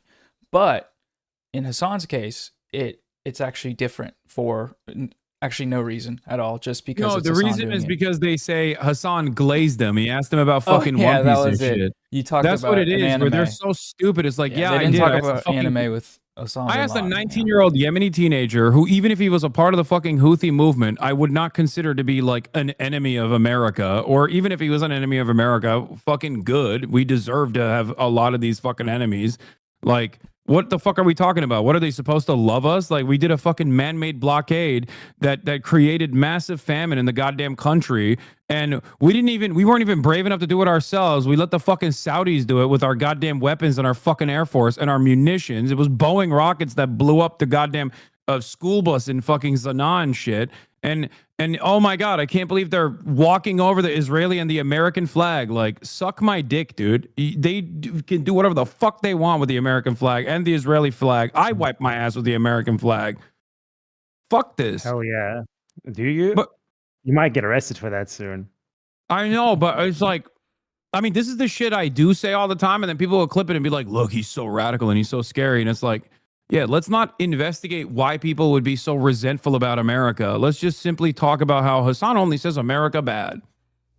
You Well, know? look, the next Yeah, I time mean, someone like, yells at you about that in and they most of clip you, these you should be like, situations, it's true. "Hey, hey, send them to me and tell them to debate me." Not because I want to like be your champion or something, but because I need people to debate because I destroy them and they're all scared, and I need someone to send them to me. So could you think about that? Okay, I'll ask them to debate you in the I future. would be the biggest fucking debate, bro, but I can't fucking find people to debate. Like the people who debate me are like random Reddit commenters who like send me emails and they're like, hey man, I'm an Ethan Klein fan and I wanted to talk about this thing that you said. And it's like I respect that you're willing to debate me, but I prefer to speak to someone who's like a YouTuber or a Twitch streamer or something rather than a random guy. It's not going to happen. The only reason why they do it to me is because, one, I have a lot, like, no disrespect to you, but you are in the filth all the time. So like, it's very hard to tackle your image in that way. Like, it doesn't matter if they clip you out of context. Like, Yeah, I mean, and then the also, boogeyman. on you should top get the of knife that, and be like this. not only that, but also like you're what was I gonna say? I'm forgetting. It's fucking so late. Holy shit! I've been live since 11. I'm on my 10th hour right now. You poor baby. I've been alive since Yeah. yesterday at 4 p.m. Oh, Get wrecked. They won't. They'll never do it right. because like they don't care about anything. They just like want to drive home a fucking narrative. That's it. Yeah, I mean, I get views though. I actually like people when they put me in the title, they actually get views, which is surprising. So I don't think it's that surprising. might entice them. I mean, I'm not that well known. Okay, the mic. You guys are muted. 1 sec. Oh shit. I fucked up. 1 sec. Oh no, they're laughing.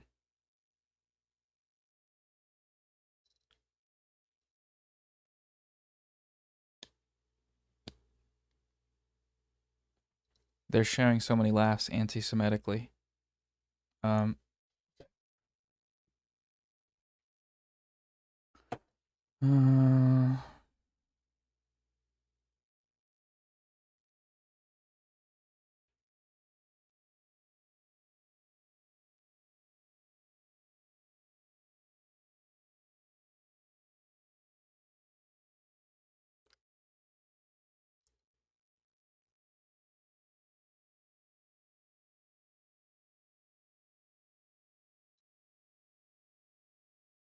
Hold on, you guys are muted, just letting you know.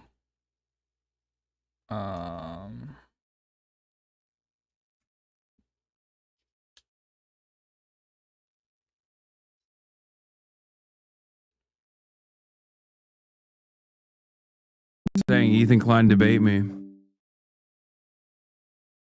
Okay, you're back. Ethan Klein debate me. He said Hello.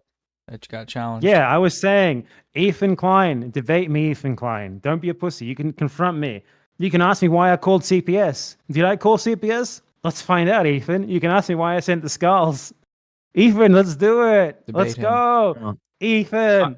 See, that's what I Ethan mean. Like, Klein. I'm not interested in any of these conversations. I This don't. is activism. This is revolution. That's what I mean. I don't really care about this stuff at all. I mean, it's a good entry point for you potentially to get Ethan to talk to you, but I don't think he's going to do it. Like I was saying, they're going to chop this up. They're going to chop this up in a way where it's like, they'll chop it so much that it'll come across like I said I called CPS or something. Like right now, right this at this very moment, they're going to cut it like 2-second clip. And his fucking audience is so stupid that they will believe it. That's what pisses me off about everything. Like, sure, we talk about politics, we talk about the pessimism that we feel, but goddamn, there's nothing dumber than a fucking slop tuber enjoyer who unironically has an inflated sense of fucking intelligence from watching some of the dumbest people on the planet try to talk about complex political issues. There's nothing that breaks my brain more than like having to fucking entertain a guy who can't even string 3 fucking sentences together, being like trying to repeat the talking points that they got from the likes of Ethan fucking Klein, who a couple years prior they would have openly recognized is a dumbass who is only predisposed with goofs and fucking gaffes. Or has been what told. about Ethan Klein's like original, like the way he gets the talking points in the first place is from like a game of telephone from his 5 staff members in ChatGPT. So, and then by the time it gets to the other slop it's like tubers, Dan Stalkman and fucking Sex Pest and Boner Box. Like I think it's those guys that are giving him talking points. You could tell, like in the debate with you, when he started talking over you, he was actively asking ChatGPT for talking points, and then would just read them verbatim. And he had never actually read them before. He was just going over them in that moment, especially during the part about like the Jewish expulsions. Yeah. Holy shit, that was the most obvious ChatGPT moment I've ever seen in my life. I don't think it was ChatGPT. I suspect it was Boner Box that gave him like he clip chimped Avi Schleim, dude. Mm-hmm. That was so fucking devastating. I was like this is such a disservice to hundreds of thousands of people that are gonna fucking watch this and believe you. Like you are deluding hundreds of thousands of people. It makes me so mad. That debate was such a fucking shit show as well. Like literally just talking over you, reading like an entire thing that someone else sent him while you're still speaking. Like, oh, holy fuck. That would be my debate with him. But the thing is, I would like scream back at him. I would scream louder and I would win. So it's okay. Yeah, that's not how that works. If I had screamed at any given moment in that over the course of 5 hours and 40 minutes, that would be the only thing that they plastered. Triggered. Because the conversation that I had with Ethan Pryor, where he like cried at the end of it because people were being mean to him, was literally only remembered by all of these fucking debate pornographers who only care about the blood sport, except for that one conversation that me and Ethan had 2 fucking years ago at this point, where Ethan Klein left crying. At that point, they said, Hasan, you're so mean. And that was the only narrative because they recognized that there was no fucking argument that Ethan could present that looked good. So they literally just hyper-focused on how fucking mean I was when I told him I was entertaining him with kitty gloves. And it's mind-boggling how quickly these fucking debate pedophiles will switch off. At one point, they fucking love the blood sport.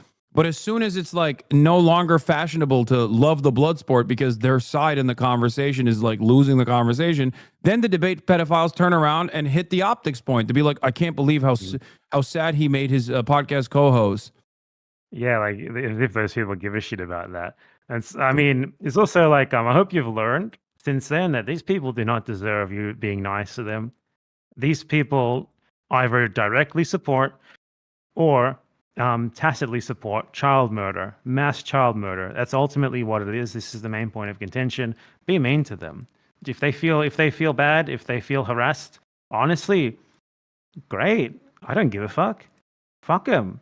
Fuck each and every one of them. We need to be mean to these guys. We need to be assholes. They deserve it. They really do just deserve it. I think that there's no winning over the fucking slop tuber audiences. They're too parasocial. They have a stranglehold. They have a stranglehold on so much on the dumb guy contingency. And I think there was a point. To see, like the same people who used to like screech about people crying about anti-Semitism are now doing that because suddenly Ethan Klein is their friend. Yeah, I know. It's so ridiculous.